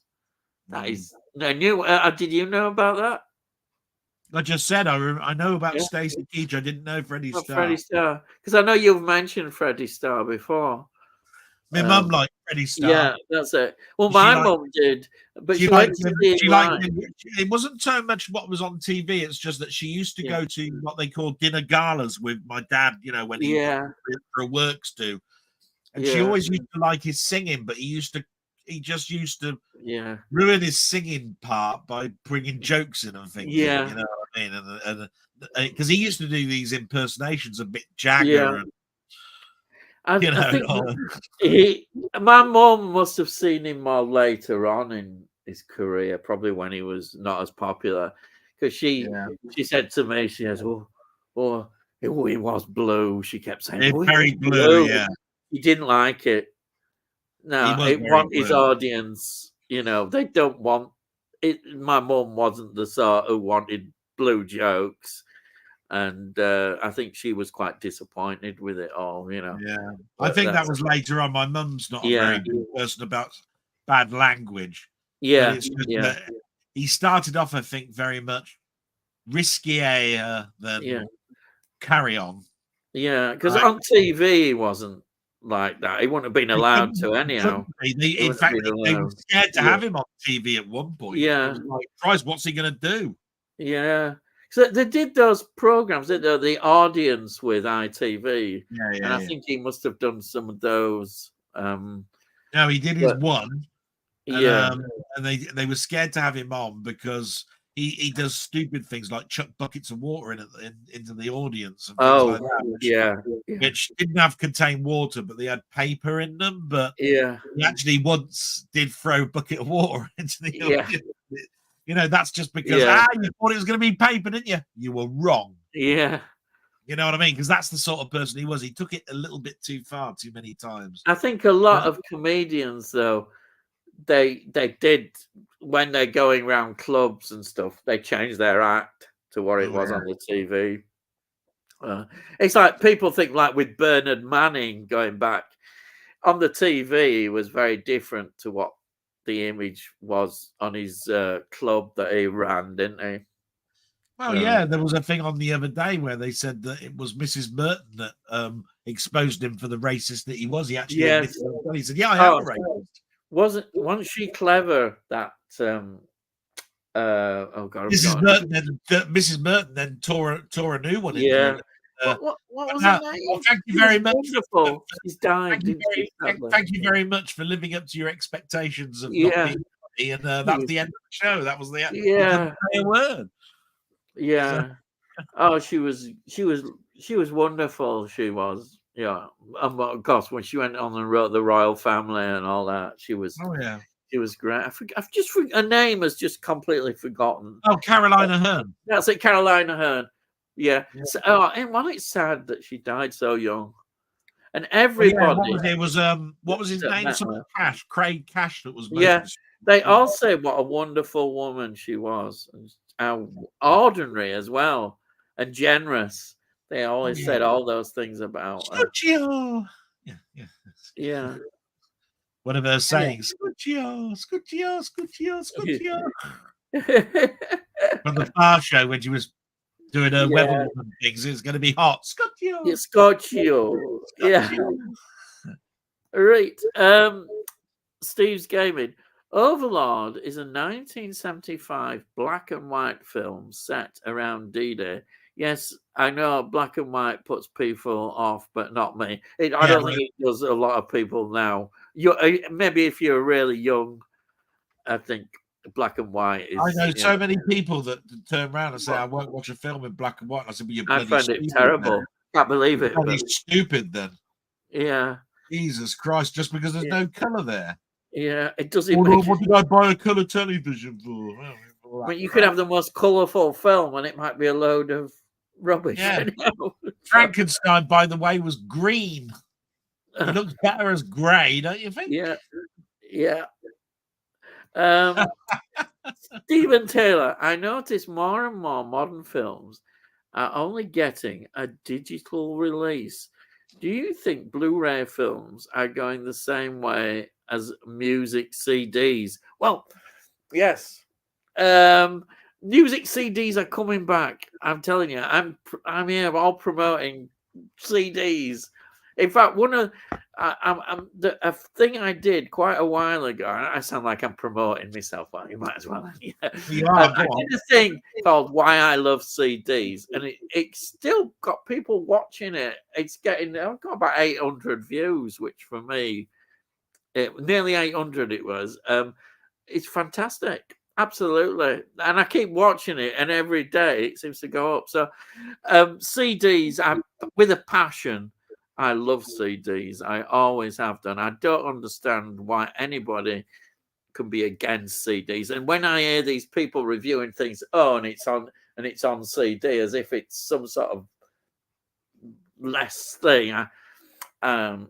You're talking to the wrong person. But to get to your question, sadly, digital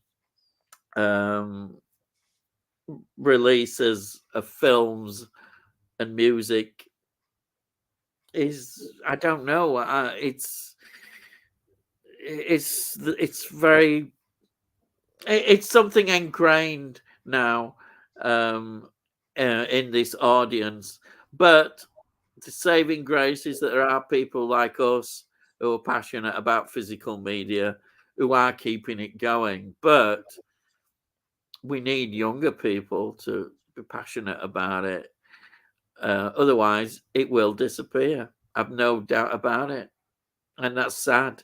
I hope not. I mean, I know people are going to say, yeah, vinyl revival, records, not vinyl, record revival. Yes, that has come, but has it really got legs? And look, and also just one more rant. I might as well get them in while I'm HMV, 3 records, 55 blooming quid. Are you having a laugh? Really? And then you look at some of the prices of classic albums, double albums, for instance, the prices they are charging, they should be ashamed of themselves. They really should. It's absolutely scandalous. Anyhow, there's my rant.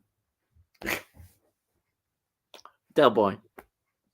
Oh, do I get a say now? Yeah, you can. You. I just woke up at the end there. Yeah, I'm sure you did. No.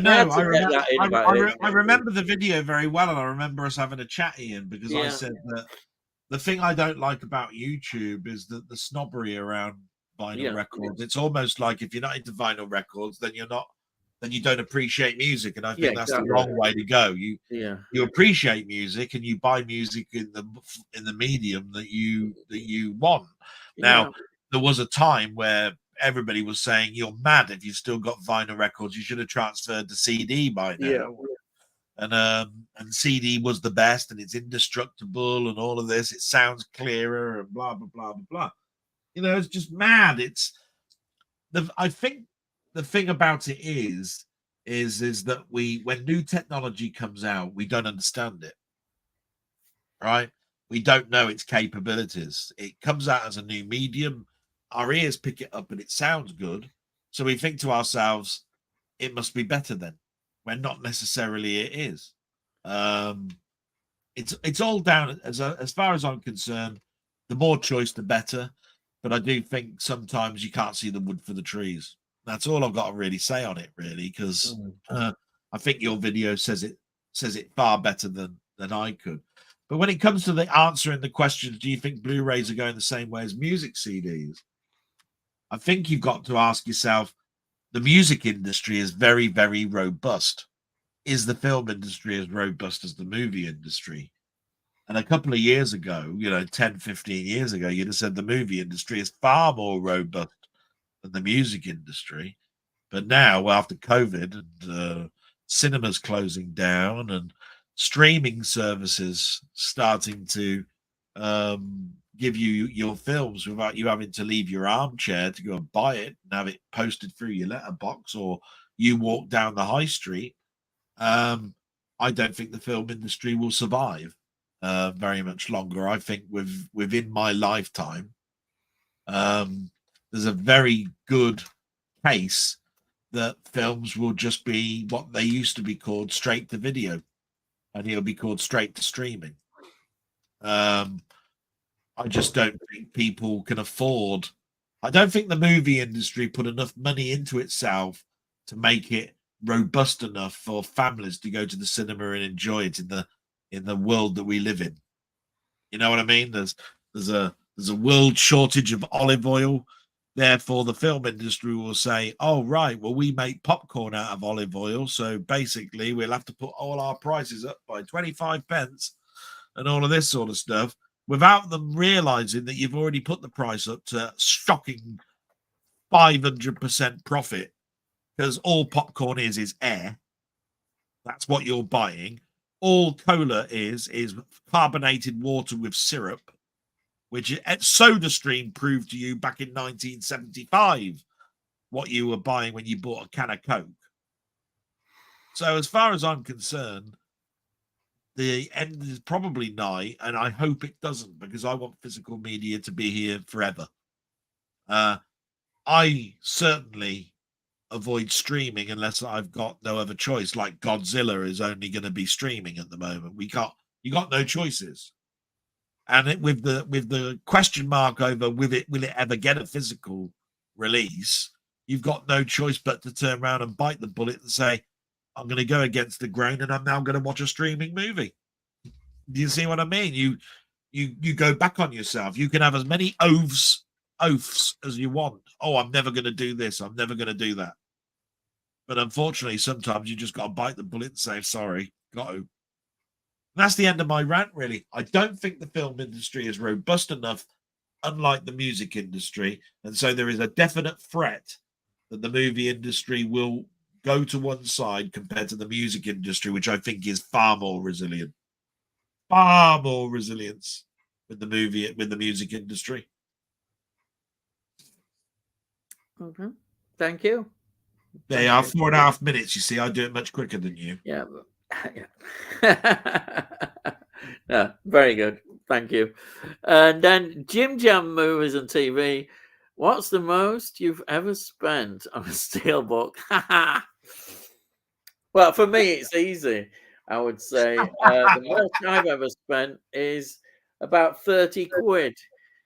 And the least I've spent is about 2 quid. Oh, there you are. I'm trying to think. I know when it comes to laser discs, the most expensive laser disc I ever bought was £195. Oof. Mm. But when it comes to steel books, I mean, I think I've only ever bought box sets, haven't you? You bought the steelbook box sets. Well, yeah, but I buy most of those in sales. Yeah, like I bought the Harry Potter steelbook set, which is 9 films with a steel case, and that was still below 100 quid. When it came out, it was £175. You know? Wow, yeah. I think the most I've ever spent on a steelbook set, I think, is probably about 120 quid, and I think it would have been one of those. I think Leon was £99. You know, that Leon box set. Yeah. Which I helped, which Keith needed a little bit of assistance with as well, because they cancelled his order on that for some reason. Yeah. But I managed to get him one and send it to him. But I don't know. I should think. I should think if I was, I'd have to go through my receipts. But I think the most expensive one is probably about 120 quid. Yeah, something like that. Okay. And it might have been more than one film. It might have been a collection in a tin. Yeah. But I've bought so many. I've bought Mad Max. I've bought, the Mad Max set. I've bought the Superman film set. Spider-Man sets I've bought. They're all under 100 quid. So What I'm saying is, I don't think yeah. there are many that I've bought over 100 quid. I think I think the most expensive one I bought is 120 quid from memory. Yeah. And I can't remember the title of it. Yeah. Yeah. I just know it sounds about right. Yeah. Okay. Yeah. Right. Thank you for that one. And then we've got Keith again, Euphoria Pictures. Right, lads. I'm going to have the end off, but thank you for keeping me entertained for the last hour. I really appreciate the very kind words as well. Have a great night. Well, thank you for joining us, and great. Yeah, absolutely fantastic. Salute, sir. Thank you very much, Yeah. royalty. I take a bow to you. He'll get a laugh out of that. He will. Yeah. And Jim Dunn Movies and TV. Loving these chats on a Wednesday. Well, thank you, and thank you for joining us.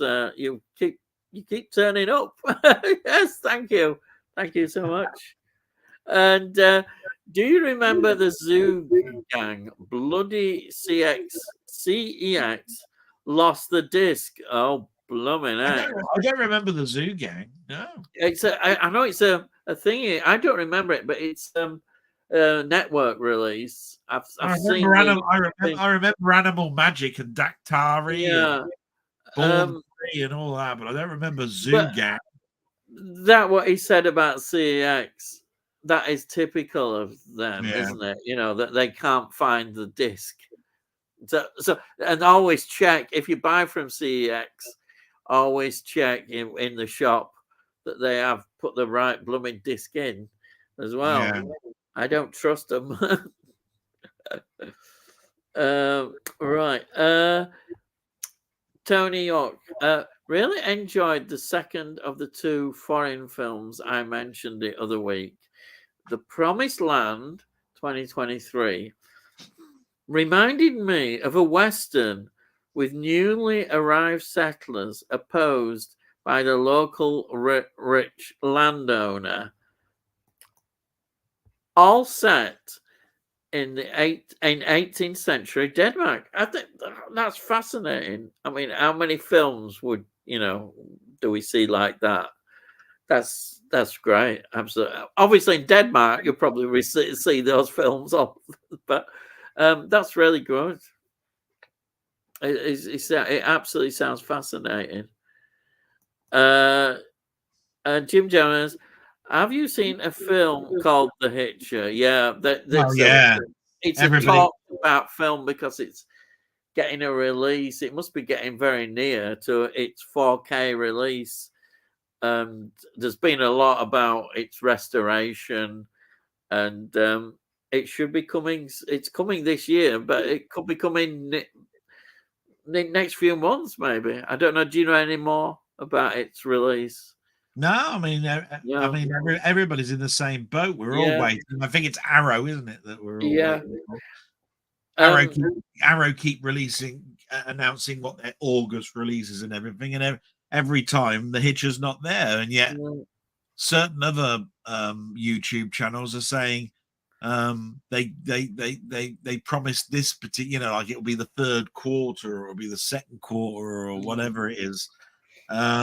At the end of the day, we know that when that film comes out, there is absolutely there's no point bringing out any other disc, because every other disc is not going to get a sale because everybody's going to buy the Hitcher. Yeah, it's just guaranteed because it's been talked about for too long. People have waited. They're at the boiling point now where they go, I can't keep looking forever, and they're just going to go, do you know what? I don't care anymore. That's the scary thing about it. Yes, is that'll happen if they continue the line they're doing. Yeah, it is, but it's been talked. I mean, I think since this year began, being talked about all the time, isn't it? As one of the most anticipated. I don't like that term, but you get it. And most anticipated release, and this has come up all the time, hasn't it? The Hitcher. It was a question raised every week in Scott streams for about 3 months. every Yeah. week. Have you heard anything about the Week to Hitcher? week. Can't wait Yeah. till I see the Hitcher. Yeah. Oh, the Hitcher's going to be great in Yeah. 4K. What's your opinion on it? Have you seen Yeah. a trailer for the new Hitcher? Oh, it's going to be released this year. Crap. Yeah. Honestly, But it that's just went all on we and on and on. know. Oh, no, do you know why this might have happened? I don't know, because it's come up again. Keith, same thing has come up in the order. Yeah, he's probably copied and pasted it twice, or hit return twice. That's all. All right, good. No funny happening with my computer here. Jim Jam Movies and TV. Oh, I've just remembered I've got Titanic 4K waiting for me at home. Oh well, there you are. Brilliant, brilliant film. I've only got the Blu-ray, but it's still a brilliant film. So, it's not my favorite film, but I still think it's a good film. I still like it. I watch it once every 2 or 3 years. Yeah. And dare I say it, I even like the Celine Dion theme tune. Yeah, well I know not everybody does. Yeah, well now you are mental, yeah. Oh, paid £17 on Amazon for Titanic 4K. I'd say that's good value. 17 quid. Yeah, but you got to remember that the disc when it came out was £35. Yeah, that's really good. Sounds about right.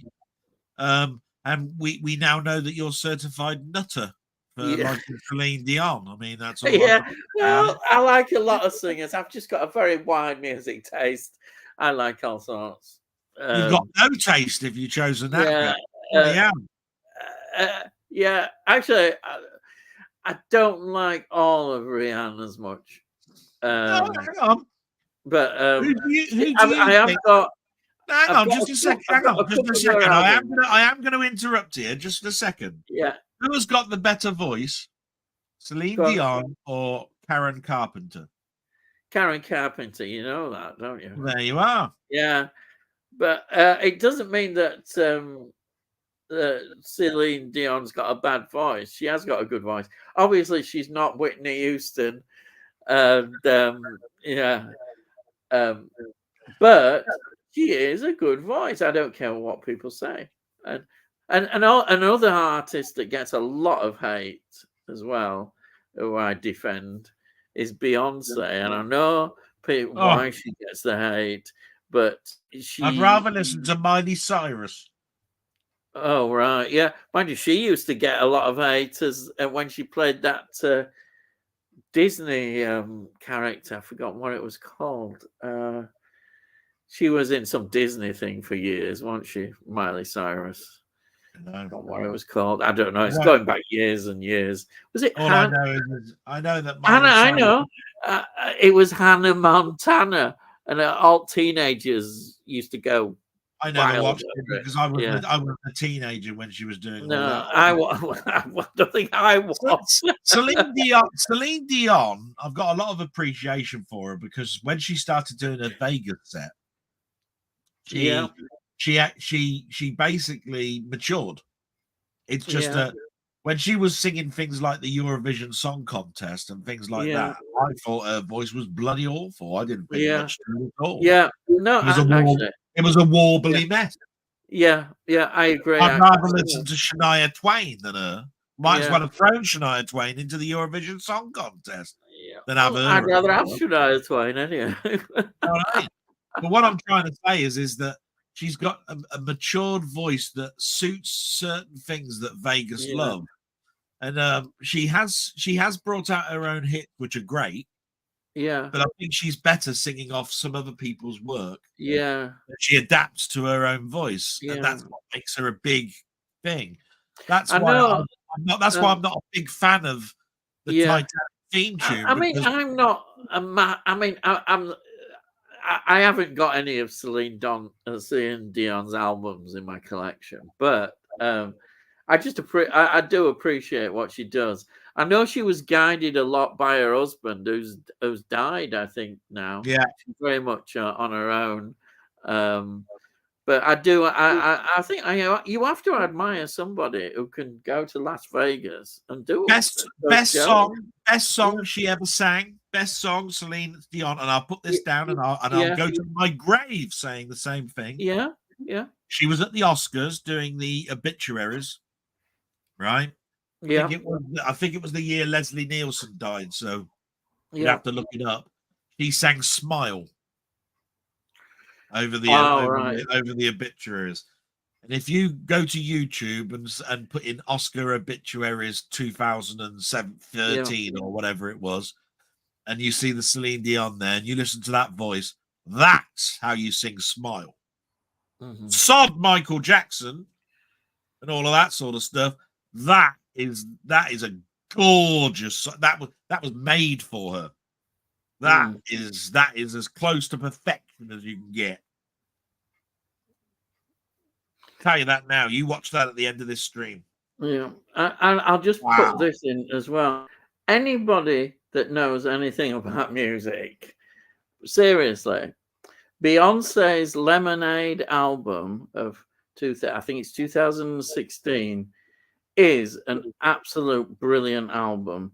It's got all the influences, brilliant, absolutely brilliant, and it shows actually that she's not just some sort of figure that is involved and trapped in all this show business rubbish kind of stuff, that she can write songs and that she understands music. And I know people probably wonder what the hell I'm on about, but the Lemonade album, as it is a great album, and she shows all the sides of music there, and it is a good album. But yeah, I can accept. I know this does happen with some people. The baggage around them overshadows their creativity, and that is very sad sometimes. Because Destiny's Child were a very good group as well of singers. They were just as good probably as On Vogue. On Vogue were excellent as well in that period. There's some great female those kind of female group singers. They were good. Destiny's Child were one of those. But I would just point, it does happen, I'm afraid, that the hype around the showbiz stuff takes over. It's a sad thing in life. But I just thought I'd throw that in. Anyhow. So Jim Jam movies and TV. Oh, we got past Destiny's wank now, right? Go on. Oh, dear. He can't help it. He can't help it.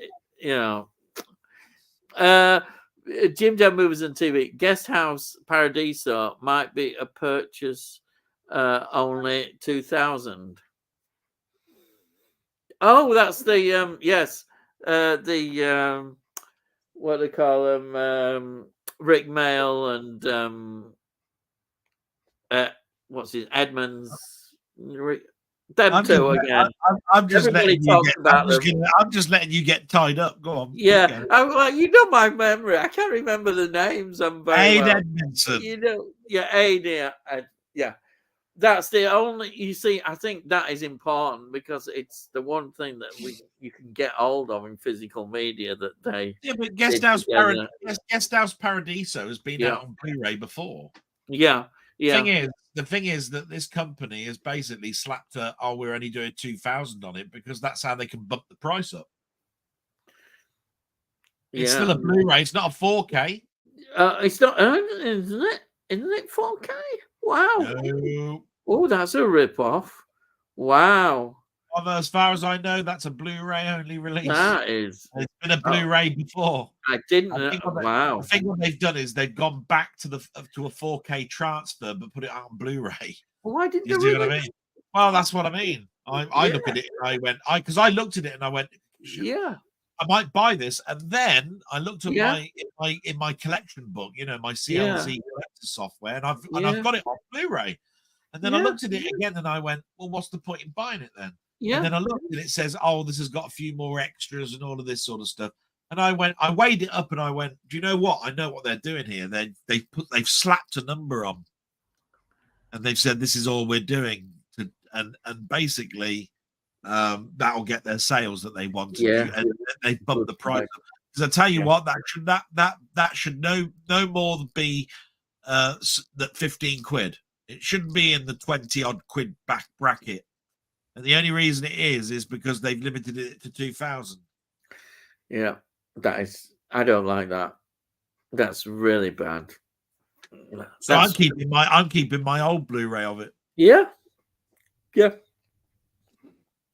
It's wrong, but they're in business. They're trying to make money, and that's what they're doing. That's all they're doing. Right. Yep. I work on a budget each month. I find stuff in charity shops, trade them in, only to fund my collection. Yeah, I know you do a good job. Yeah, we've seen the A lot video. of your bargain hunts, going out in these charity shops, and He mentions. I'll tell you what. He mentions a heck of a lot of charity shops I've never even heard of. Yeah. What I like is that he's got them here. Make money from with CAX and then get the things that he wants. Yeah, you trade them in at CAX, which is really good. It's a good use, and DVDs still, because some DVDs do have more of a value, because we always tend to think that DVDs are not worth that much, but some of them they are. CAX will pay a bit more than standard 10p or whatever. There can be some quite rare ones, so it's good. It's very rare I just get stuff straight away. Usually prices drop over time. Yeah. Tony Hawk, I've done that, Ian, on eBay. I've waited as close to about 10 seconds before the end time. Yeah, 10 seconds. I know you've got to be there really spot on and do it, but it's worth doing if you really want something. Tony Hawk, question: did Freddie Starr really eat the hamster? Oh, no, he didn't. Yeah, that Sun headline newspaper thing, wasn't it? Yeah. Freddie Starr ate my hamster. God, that's going back a few years now. I remember that. Oh dear. Steve's Gaming. Have to go, guys. This has been a blast. Bye for now. Well, goodbye, and thank you for joining us. Thank you. Yeah. He's brilliant, Steve. Yeah. I have to do my salute, don't I? Bye, Steve. Yeah, you do all that. I forgot about that. You always do that. Right. Stephen Taylor. Delboy has a mind-blowing collection of 3,000 to 4,000 films and TV series. How does your collection compare, Ian? I'm sorry, it doesn't. I don't know. I remember watching your very early videos, and it said, "Now we're going to bookshelf 17, and here's my films." Yeah, I know. Yeah. Now, anybody that turns around and says they got 17 bloody bookshelves full of the things have got a pretty good collection. It does spread out a bit. It's a bit. A majority is in the other room that you don't see, but it's not hidden in like some garage. Places like Shut up, you can't help it.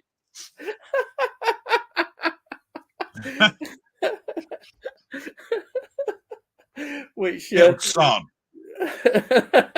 And me CD collection. What I've done with my CD collection, because of space recently, I realized there was some stuff that in the collection that I didn't really like enough. I just bought them on offer or something. So I've got rid of them. But I've still got quite a lot of CDs, because I want my CD collection to be just go how I really want it, and I'm trying to get a lot of classic albums, still build up catalogs. That's what I want to do, of an artist. I mean, I have got virtually all of David Bowie's studio albums, apart from, I told you, that that I haven't got, but it wasn't. It was released after he died, which was Boy, and that is a sort of a contentious album, anyhow. But a lot of other artists, it's like the Beatles. I've got about 3 missing Beatles studio albums, which I should get. Rolling Stones, I'm trying to build up a little bit now. I'm just trying to get Led Zeppelin. I think I've got all them, and I've definitely got all Talking Heads. So these are what I'm working on. I'm doing classic albums, but I'm also working at trying to get artists, all the catalogs in there. But any artist that I'm not quite as keen on, and I'm thinking, why have I got that in there? That's an interesting question. Where does your concept of a classic album come from? Yeah, well, that's an interesting point. I say a classic album because if you notice, if I do my reviews, I say a classic album, or I think is a classic album. There's 2 different points there. Some people might turn around and say, Talking Heads. Classic? What the bloody hell are you talking about? Has got, some people all I'm trying to say is some people will look at some of the names you've mentioned and go, they've never done a classic album. A classic album is those people that are like Billy Joel and all of that. This is what they consider a classic album. No, they would say Remain in Light. Without a doubt, Remain in Light, they would say, is the classic album for Talking Heads. It's one that crosses right over. I'm just saying, all I'm saying is you might say, stop making sense.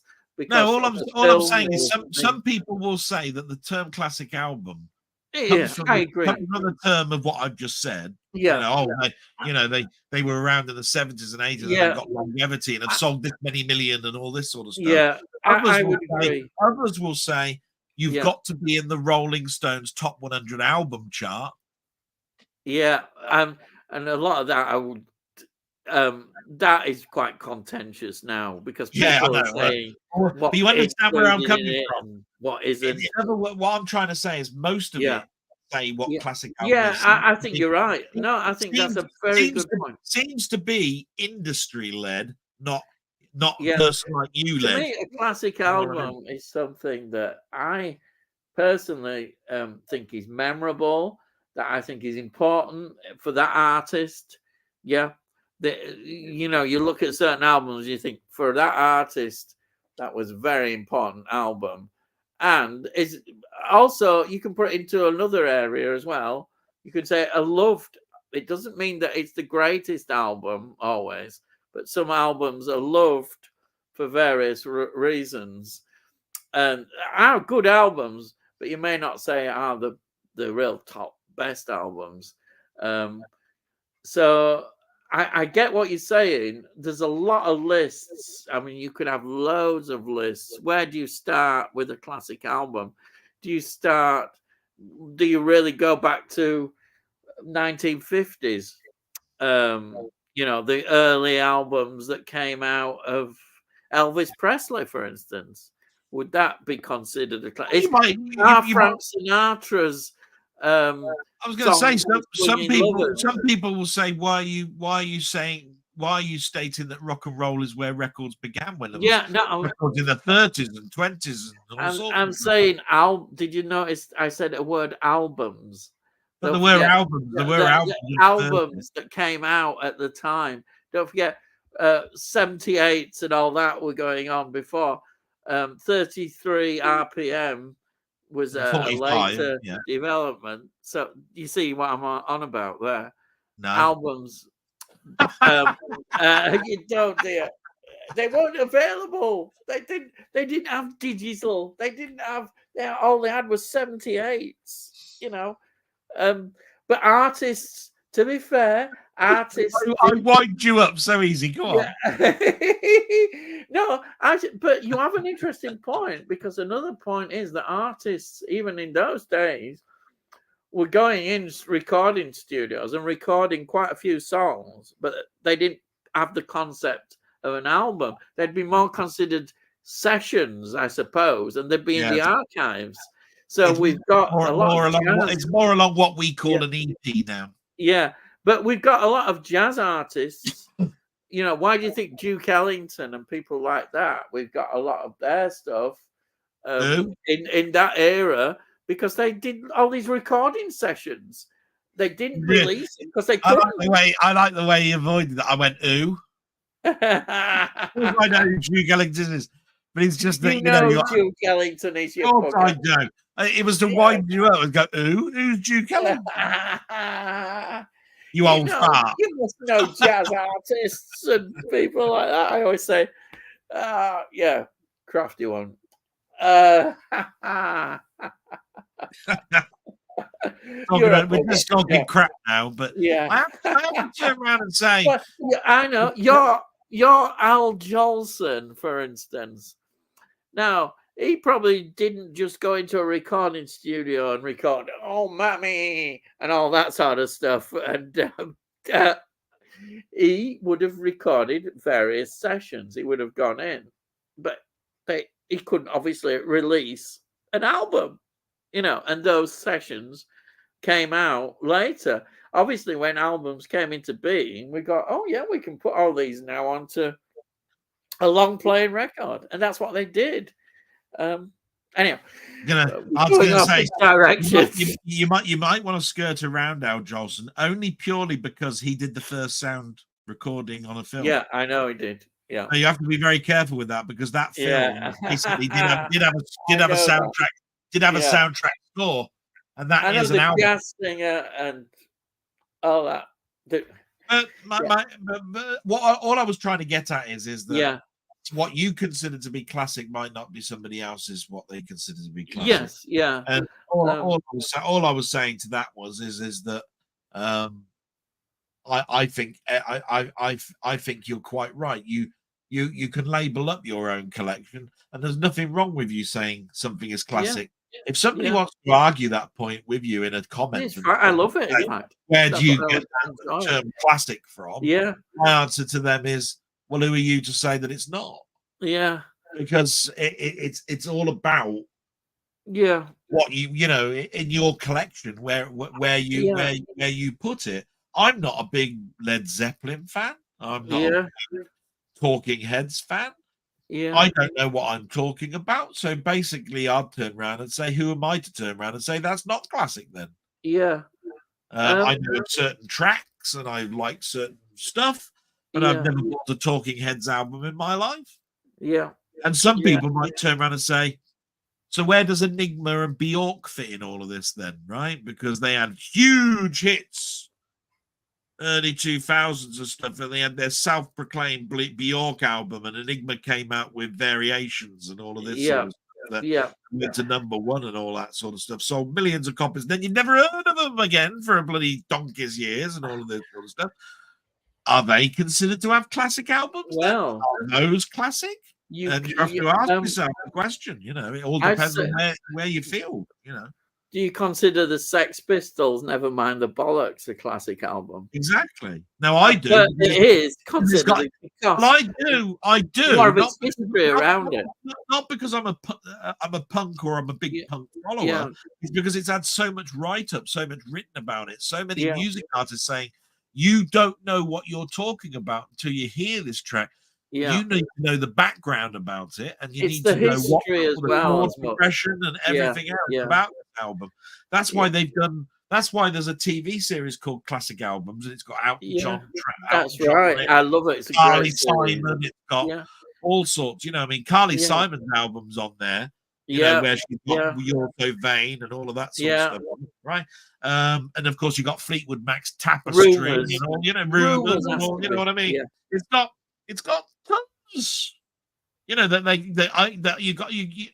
I turn around and say, I can't turn around to you and say that that's not a classic album, but I don't like them. But it is a classic. Yeah, definitely a classic. So I just wondered where your term comes from, Ian. That was all, because I listened to it. It's shit. No, it's true. I agree. I think. No, Did you hear that last bit? You might a good point. You're making an interesting point. I sneak it in because it's all a joke. Yeah, You but know your stuff's brilliant. I'm just poo-pooing it. no, but I think you do make, but your humor actually does bring out some interesting points, because I watch a lot of these videos now of people who go on about and have a great enthusiasm, but know what they're talking about. They'll go deep into looking at the history of the album and all Yeah. behind it. And I enjoy all that. For me, music is like I see it and I see the links and everything in it, and I like all that. And Yeah. the definition of what is, classic is a fascinating subject in itself. It does bring a lot of interesting points. I mean, as Bob Dylan made a great album for the last 30 years, Sold and it you all can off argue now. that. You can argue that he hasn't. And then you can say, no, what about 2006 album that he came out with? Wasn't that, what I mean? There's always Rolling Stones. I mean, Rolling Stones still keep making albums. They brought one out last year, which got quite good, favorable reviews. But a lot of people's idea will be that the Stones haven't made any decent albums since early 70s, maybe, or maybe the odd one in late 70s, beginning of 80s. So, it is very interesting what you're saying about classics.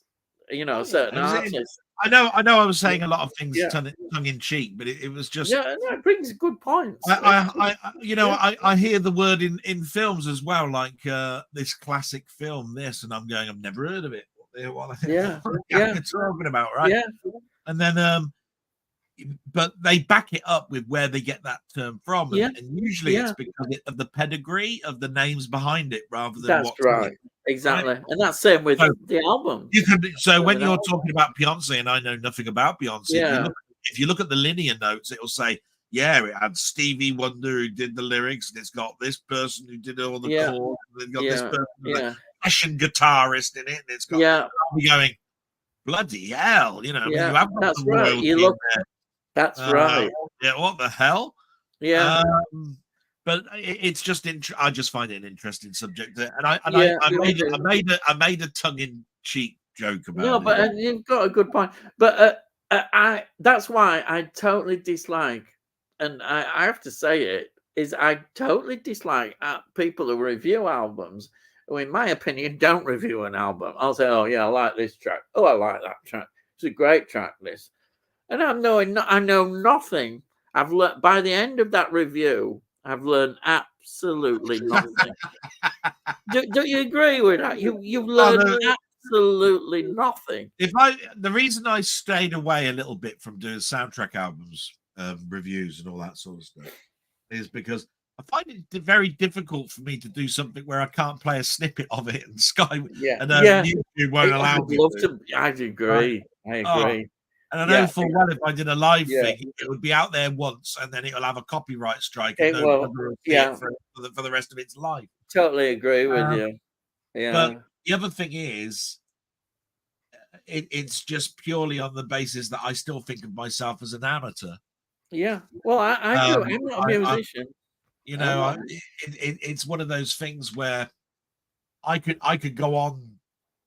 I could talk about Alien, the soundtrack, for 10-15 minutes, every story behind it, how Jerry Goldsmith hated it when he first heard what they'd done with his score, why they bothered to take a piece of track that he wrote 5 years previous in a particular scene, etc., and the evolution of the whole of that process of getting Jerry Goldsmith to write that score in the first place, right? I know, and who made the decisions on what cues were going in where? Yeah.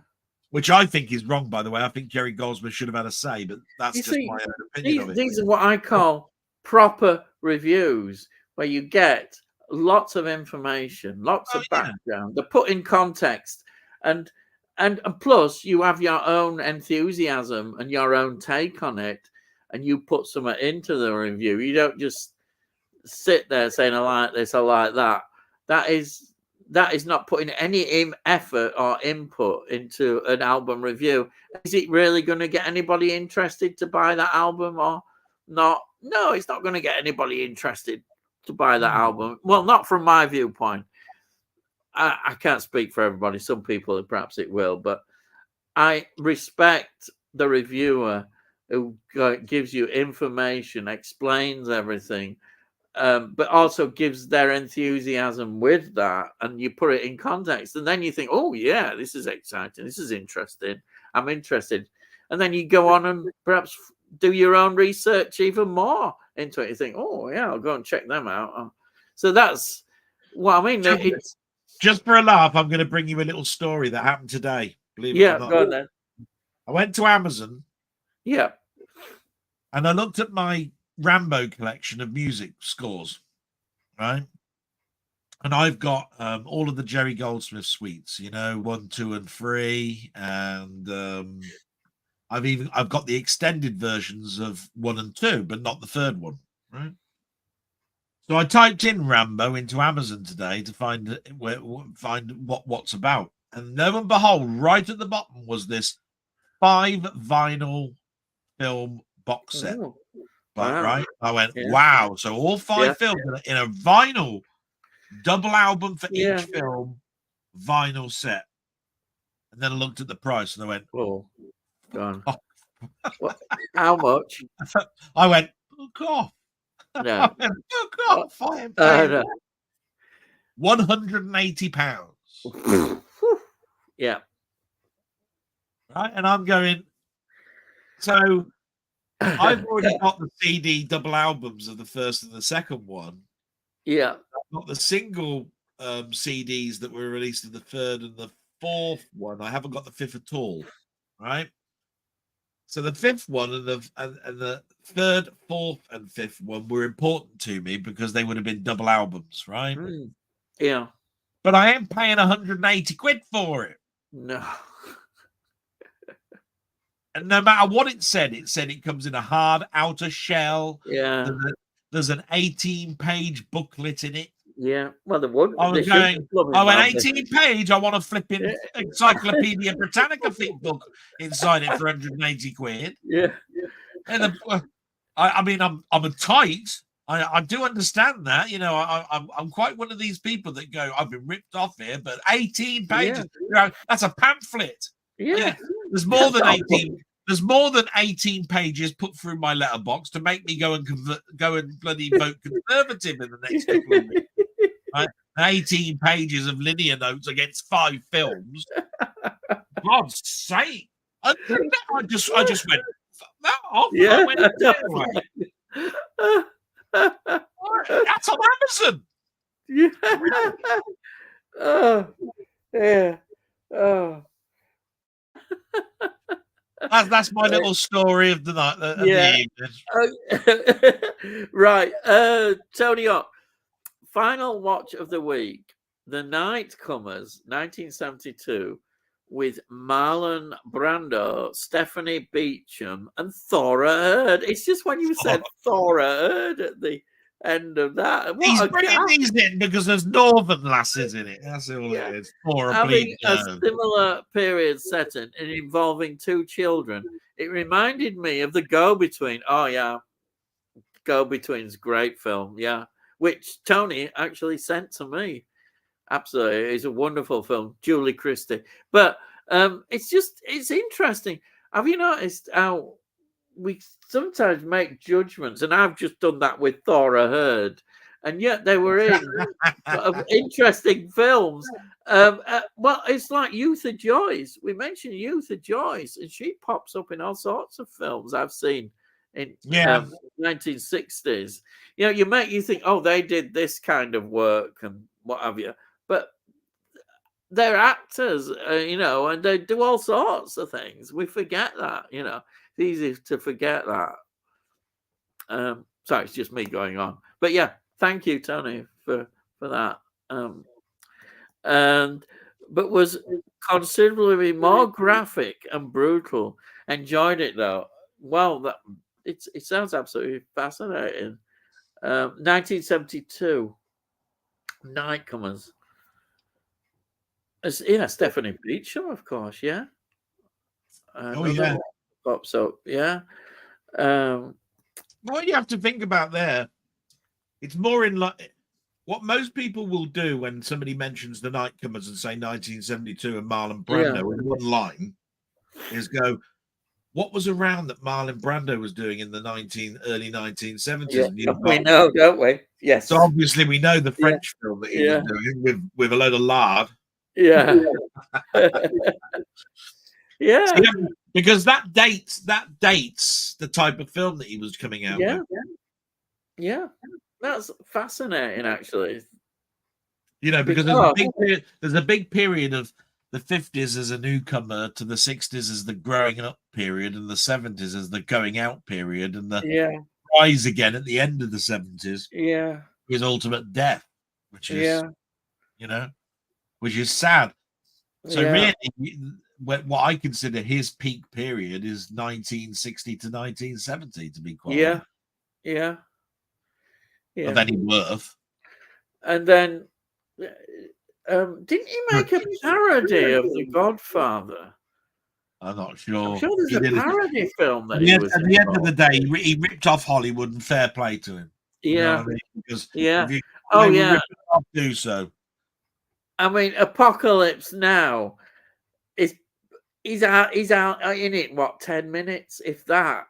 Oh, the And he got Superman, paid he an was the same. absolute stack No, in that. forget that one. What about Superman? He is in Oh that yes, film. He yes. is in Sorry, I that forgot. film. He must have made a stack in that. He is in Yeah, that film for 10 minutes, right? yeah. They then any mention of his actual name in any other film, he gets royalties from, Wow. Yeah. God. right? And he already had a contract that basically told him that he would get royalties whether he was in it or not. Ah. Wow. Do you see what I Yeah. mean? I'm going, wow, Yeah. talk about, Yeah. and all he was there was for the beginning of the film to show that Yeah. he was, Jor-El's father. Yeah. You know what I mean? Yeah. Kal-El, should I say? Not Jor-El, Kal-El. Jor-El was what he was. Yeah. But that's right. I mean, literally, he did the scene with the baby going out into the Yeah. off of Krypton. The Krypton exploded. You'd think that would be the end. You Yeah. then see him in a hologram a little bit later on as he's Yeah. teaching Kal-El how to be Superman. And then that's it. And then I bet he did a day's filming. he got bet money that in was a Superman day's 2, filming. Superman 3, Superman 4. Yeah. He weren't even in it. Yeah. But yeah. Talk Amazing. about money. Jesus. Yeah. He screwed them over. Yeah. Right. And do you have any plans to show your DVD collection, Ian, as you did with 4K and Blu-ray? I haven't yet, but I think it may happen eventually. It hasn't happened yet, but yeah, it's a bit chaotic. Is my DVD collection? It's not how I would perhaps like it, but it's just how it's evolved, I think, in some ways. Whereas, I'm all alphabetical order and everything with my Blu-rays and 4Ks. This DVD collection is a lot more haphazard. You're telling me you know the alphabet up north? Bloody hell. Well, it would be especially as it turned out to be one of my jobs as a librarian. It doesn't actually affect. The only county I know where hello is in the E's. Bloody hell. Oh God. Hello. Oh dear. That joke there. Oh dear. What can I say? Where'd you get them from? Yeah. So Tony, to answer your question, it may happen, but I don't know when. I can't guarantee. And then, do you think there's at least 1,000 of your collection you've never watched, Delboy? Yes. Actually, I'd like clarification on that. Is there Out of my 4,000, is there at least 1,000 where I've never opened the discs? That's probably a little bit too much because I've opened up quite a lot, but there are a lot that are still in the wrappers. Are there anything that I haven't seen ever and I've bought to watch later on? Yeah, but again, nowhere near 1,000. Yeah. So Sorry, I'm gonna it's have to go. Sorry, I was going to can you say carry that. on? Yeah, I was going to say, Stephen, it's an interesting question because I know so many people that buy things as collections, keep them in their wrappers, never watch them. But there are films that I've got the digital download of that I've watched, and I haven't got round to watching the physical media disc. You see what I mean? And that's because I can watch them in bed. You know, I had such a busy period in my life where I was a manager, and I was working 12 or 13-hour shifts. And then when I got in, as soon as I'd got my mum a cup of tea and I'd made my own dinner, I was pretty much falling asleep. So I tended to watch films in bed. And when you're watching films in bed, you rarely put a disc in because, as far as I'm concerned, this would get to the end and you'd be pressing play again. At least with digital, I could just go onto the memory stick and just hit play again, and it remembers where you stopped it and all that sort of stuff. So to answer your question, I think you're right and you're wrong. With that answer, I don't think it's quite 1,000 though. You know what I mean? Several hundred of each of those answers I've got. Really, damn good question, and thanks very much as well for showing up. I haven't seen your name mentioned, I think, in the weeks that I've been here before, by the way. So it's really nice to meet you and, I'll answer your question for you. Absolutely brilliant. Well, he's left me in the bleeding lurch again, bastard. You wait till I get hold of him. I'll swing for him. I'll damn. Only joking. I'm just filling in the time, to be quite honest. I haven't really got much to show you. That Dead of Night, though, I'm really looking forward to watching this. I might watch this tonight, to be quite honest. Dead of Night. Look that one up. 1945 anthology horror film. Wow. And they'll tell you what, cheap as chips. What else can I say? I was just saying, Ian, about the unwrapping of discs. It's one of those things where I think sometimes it's gotten on top of me a little bit, where discs were coming in every day. And I like to put all of my discs in protective sleeves. And if I know I haven't got enough protective sleeves, then I'll wait until I've ordered the protective sleeves. And then by that point, another 15 have arrived. And I'm very much like Nigel in the aspect of you need to clean your discs. You need to check every disc. There's no sadness to somebody that basically doesn't open their film for a year and find it's knackered. They should have opened it at the time that they bought it. Yeah, quite right. I do look at things a lot like that. But I have to turn around and say that life does sometimes get in the way. And I have got thousands of films that are on physical disc, and I haven't opened every one. I got to turn around and put my hands up. I can tell you that now. That would be a lie if I was to turn around and say that. But I would also say that I don't believe keeping them in the protective wrappers does anything other than ruin it. Yeah, plastic degrades and it can rip the ink off of the plastic onto the plastic and all sorts. You gotta remember as well that some people don't put them on shelves, and if they do put them on shelves, they try to squeeze as many discs as they can, right, onto the shelf, right?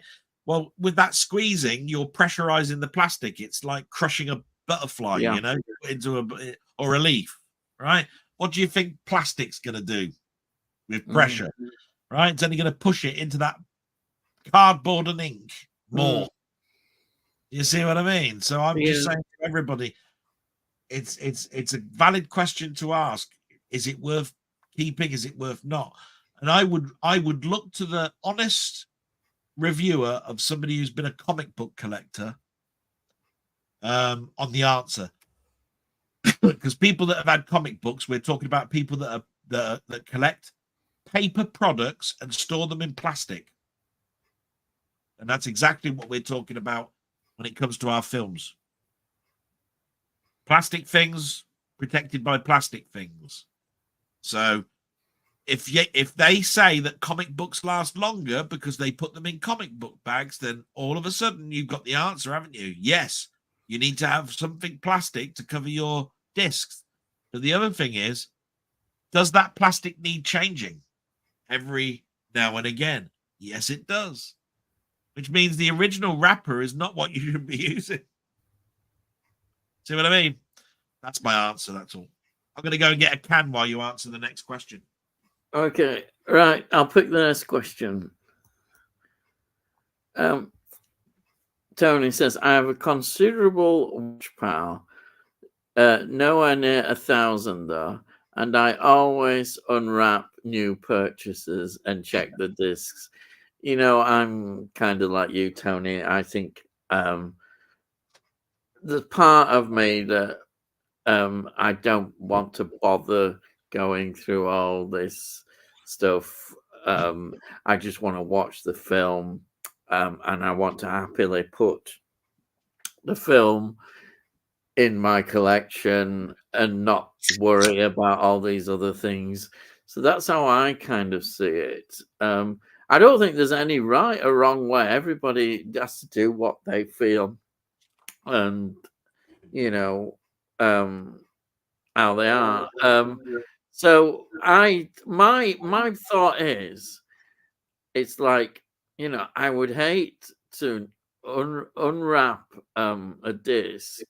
I'm saying not unwrap a disc and leave it on the shelves. I would hate that, and then opening it up and finding that the disc didn't work, and also that there'd been no recall, because you know what happens sometimes in batches. There's recalls, and that hadn't happened. Therefore, it was obviously just something that had happened on that particular disc, and that kind of I don't want that kind of hassle in my life. Kind of. I know that sounds silly, but and yet maybe you understand it as well. I just unwrap them because I want to know that my discs are going to be all right, and I will play them, even though. That's why I haven't got a big watch pile. I'd say in my collection, I can think of only 1, 2, 3, 4. I can think about there's about 5 films that I haven't watched. Definitely. I couldn't have the thought of it building up and up would worry me too much. I'd start worrying about it. So I kind of want to get them watched. I got an answer to that one though. Yeah, Ian, no, that's what I mean. Everybody's got this is the difficulty, is that Denny told a story to me the other day, and it's a story that I think has probably happened to an awful lot of people. Is that he bought some discs from America? Yeah, I remember him telling me that he bought a Rod Serling set from America. I think it was Night Gallery. Yeah.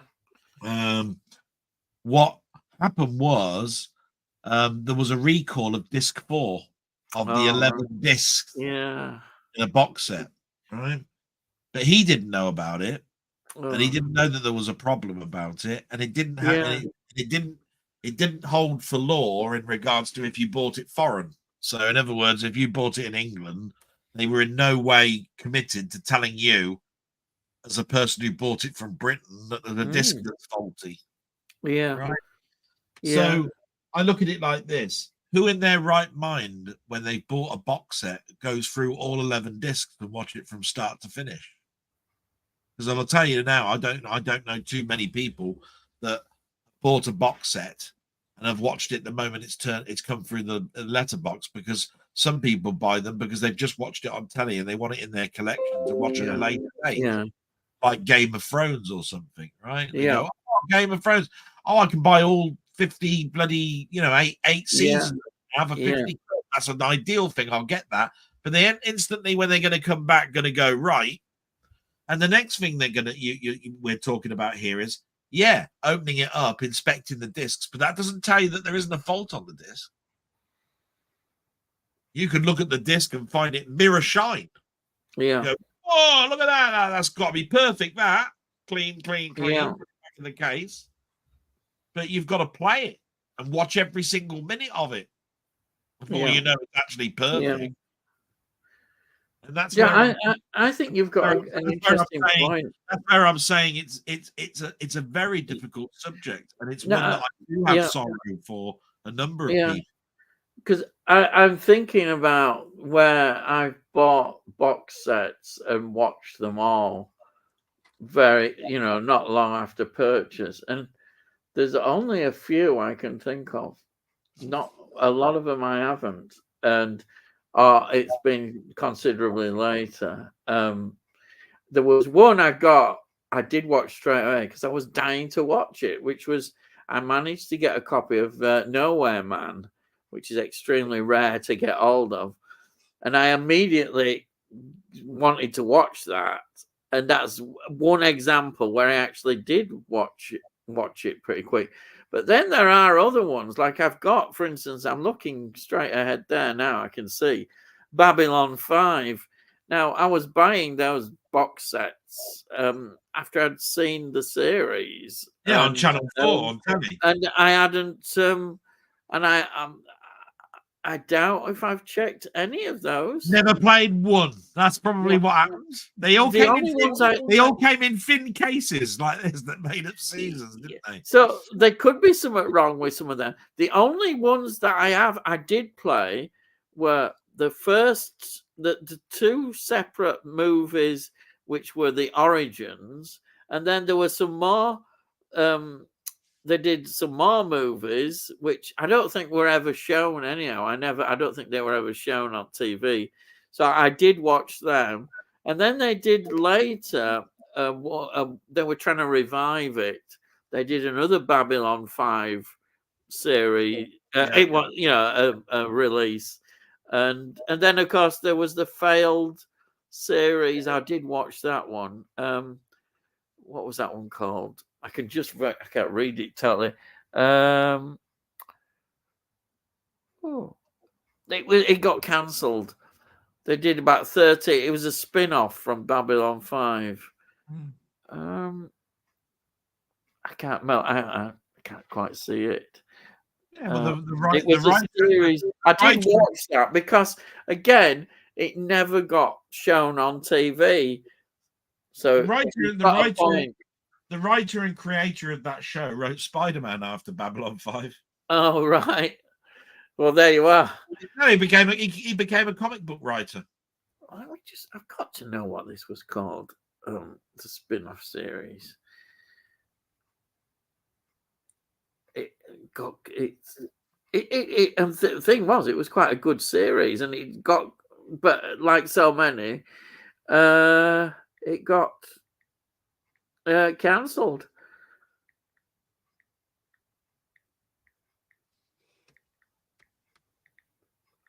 I'm just hoping it'll come up with this. What it was called? That's it. Do you know what it was called? Crusade. Yeah. It was Crusade. I think they did about 30. And the other one was Babylon 5, The Lost Tales. But yeah, the Crusade was quite good. And then there was another one, I think they did, just one more, with one of the aliens races. Was it Jakar who did one as well? I remember seeing a Babylon 5 documentary on YouTube that told me the whole history, basically. Yeah. It's been a long time since I watched it, because I think after Babylon 5, people fell in love with Farscape. And when Farscape ended, people were more concerned about that coming, wanting that to come back than Babylon 5, because Babylon 5 was that in-between period of total digital effects that you could even do it at your home with your home computer, at home. Yeah. Here it is. It says here they made 13 episodes, and not all of them were shown. Actually, that they did make 13 episodes, so they'll be on the actual thing. Yeah. But they didn't finish it. Obviously, it just cancelled, which is a bit sad. But there we are. Oh, it's got here. This really goes into detail. They've got unfilmed episodes. I didn't know about this. I see how many they did having that they were going to film. Do you know how many they were going to do? They're going to do 22. 22. They were going to do 20. So from episode 14 to 22, they never filmed, but they had them already written.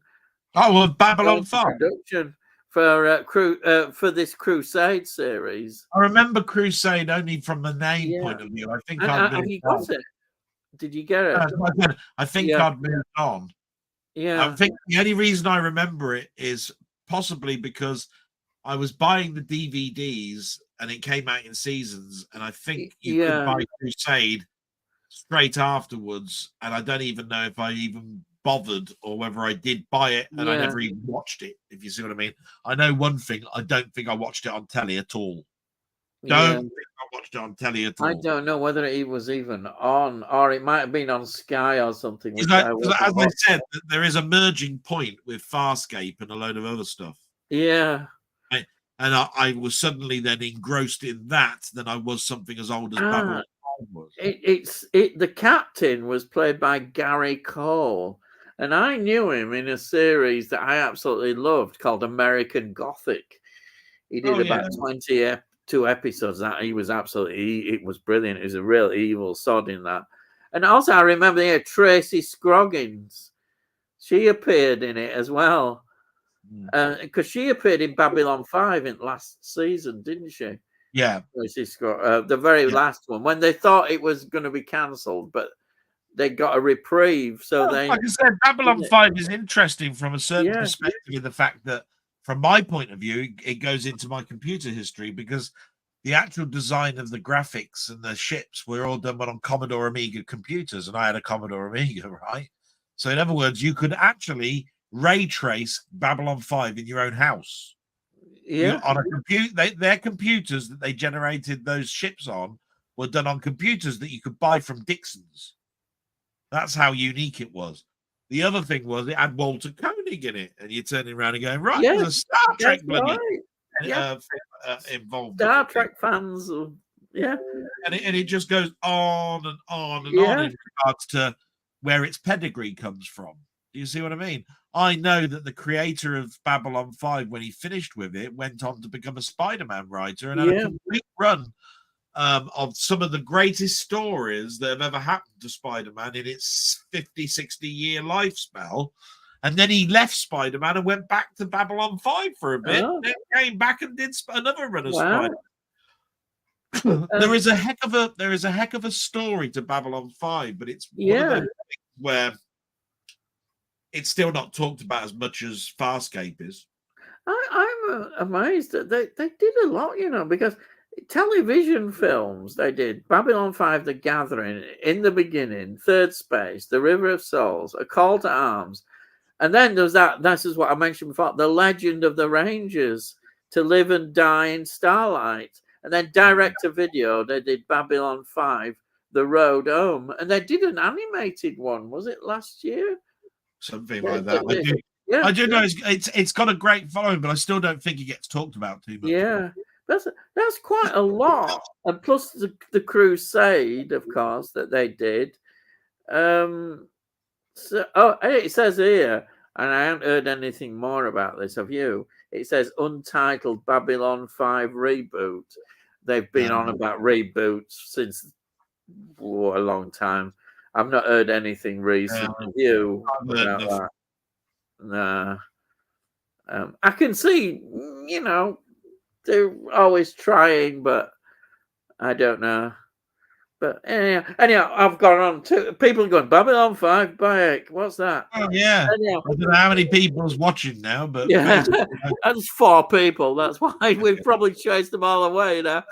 Babylon 5. But anyhow, Toyota says, wow, only 5, quite a few I have to watch are upgrades from DVD to Blu-ray. So that'll reduce the number of first-time watchers to get through quite considerably. All right, yeah, this is a watch. Tony, I know, mentions about his watch pile quite a bit. Right. Yeah. And then we've got Tony, thanks very much, gents. Good night. He's gone. Yeah, sorry. Right. Thank you, Tony. Honestly, thank you for staying this long. I'm surprised you actually managed to stay this long. But really, thank you so much. Every week you come on our stream, and it's you always contribute such a lot. You've got great knowledge, really fantastic. And yeah, I think so. That's it. I've got to the end of the comments. Wow. Brilliant. And thank you so much, Delboy, because you've made me laugh a lot as well. And you've also contributed a lot. I think you've revived a lot of memories in people. And that's what, in a way, this is what I want this stream to do. I want it to people to, you know, remember things, you know, thinking, oh, wow, yeah. And we get as much excitement from that ourselves, don't we? We think, Oh, you yeah. know, did you, we were just talking about Babylon 5 then. This is the kind of thing we like. You just, it revives so many memories. And also, you make me think about things. I like to be challenged in my thinking as well. Sometimes I'm thinking, oh, yeah, that's an interesting idea. So anyhow, I'm babbling on again, but thank you everybody that has contributed to this stream and also that is still watching. 4 of you are still in watching, and thank you so much. And yeah, but they're not typing anything, so that means yeah, that yeah. unfortunately we are going to go. So thank you so much, Delboy. Thank you. You got Danny now saying something. Look at that. Oh yeah, oh yeah, oh yeah. Love Babylon 5, the Ultimate Collection, the Lost Tales DVD. I have. See, he's a real enthusiast, aren't you, Danny? Thank you. And then he's saying, have a good one. Thank you, Danny. Thank you. Always. It's been great that you come on our channel. Thank you so much. I really. No, he knows how much I appreciate him as well. Yeah. So we're going to say, all I've got to say now is, I'll see thee again. And I'll say, salute.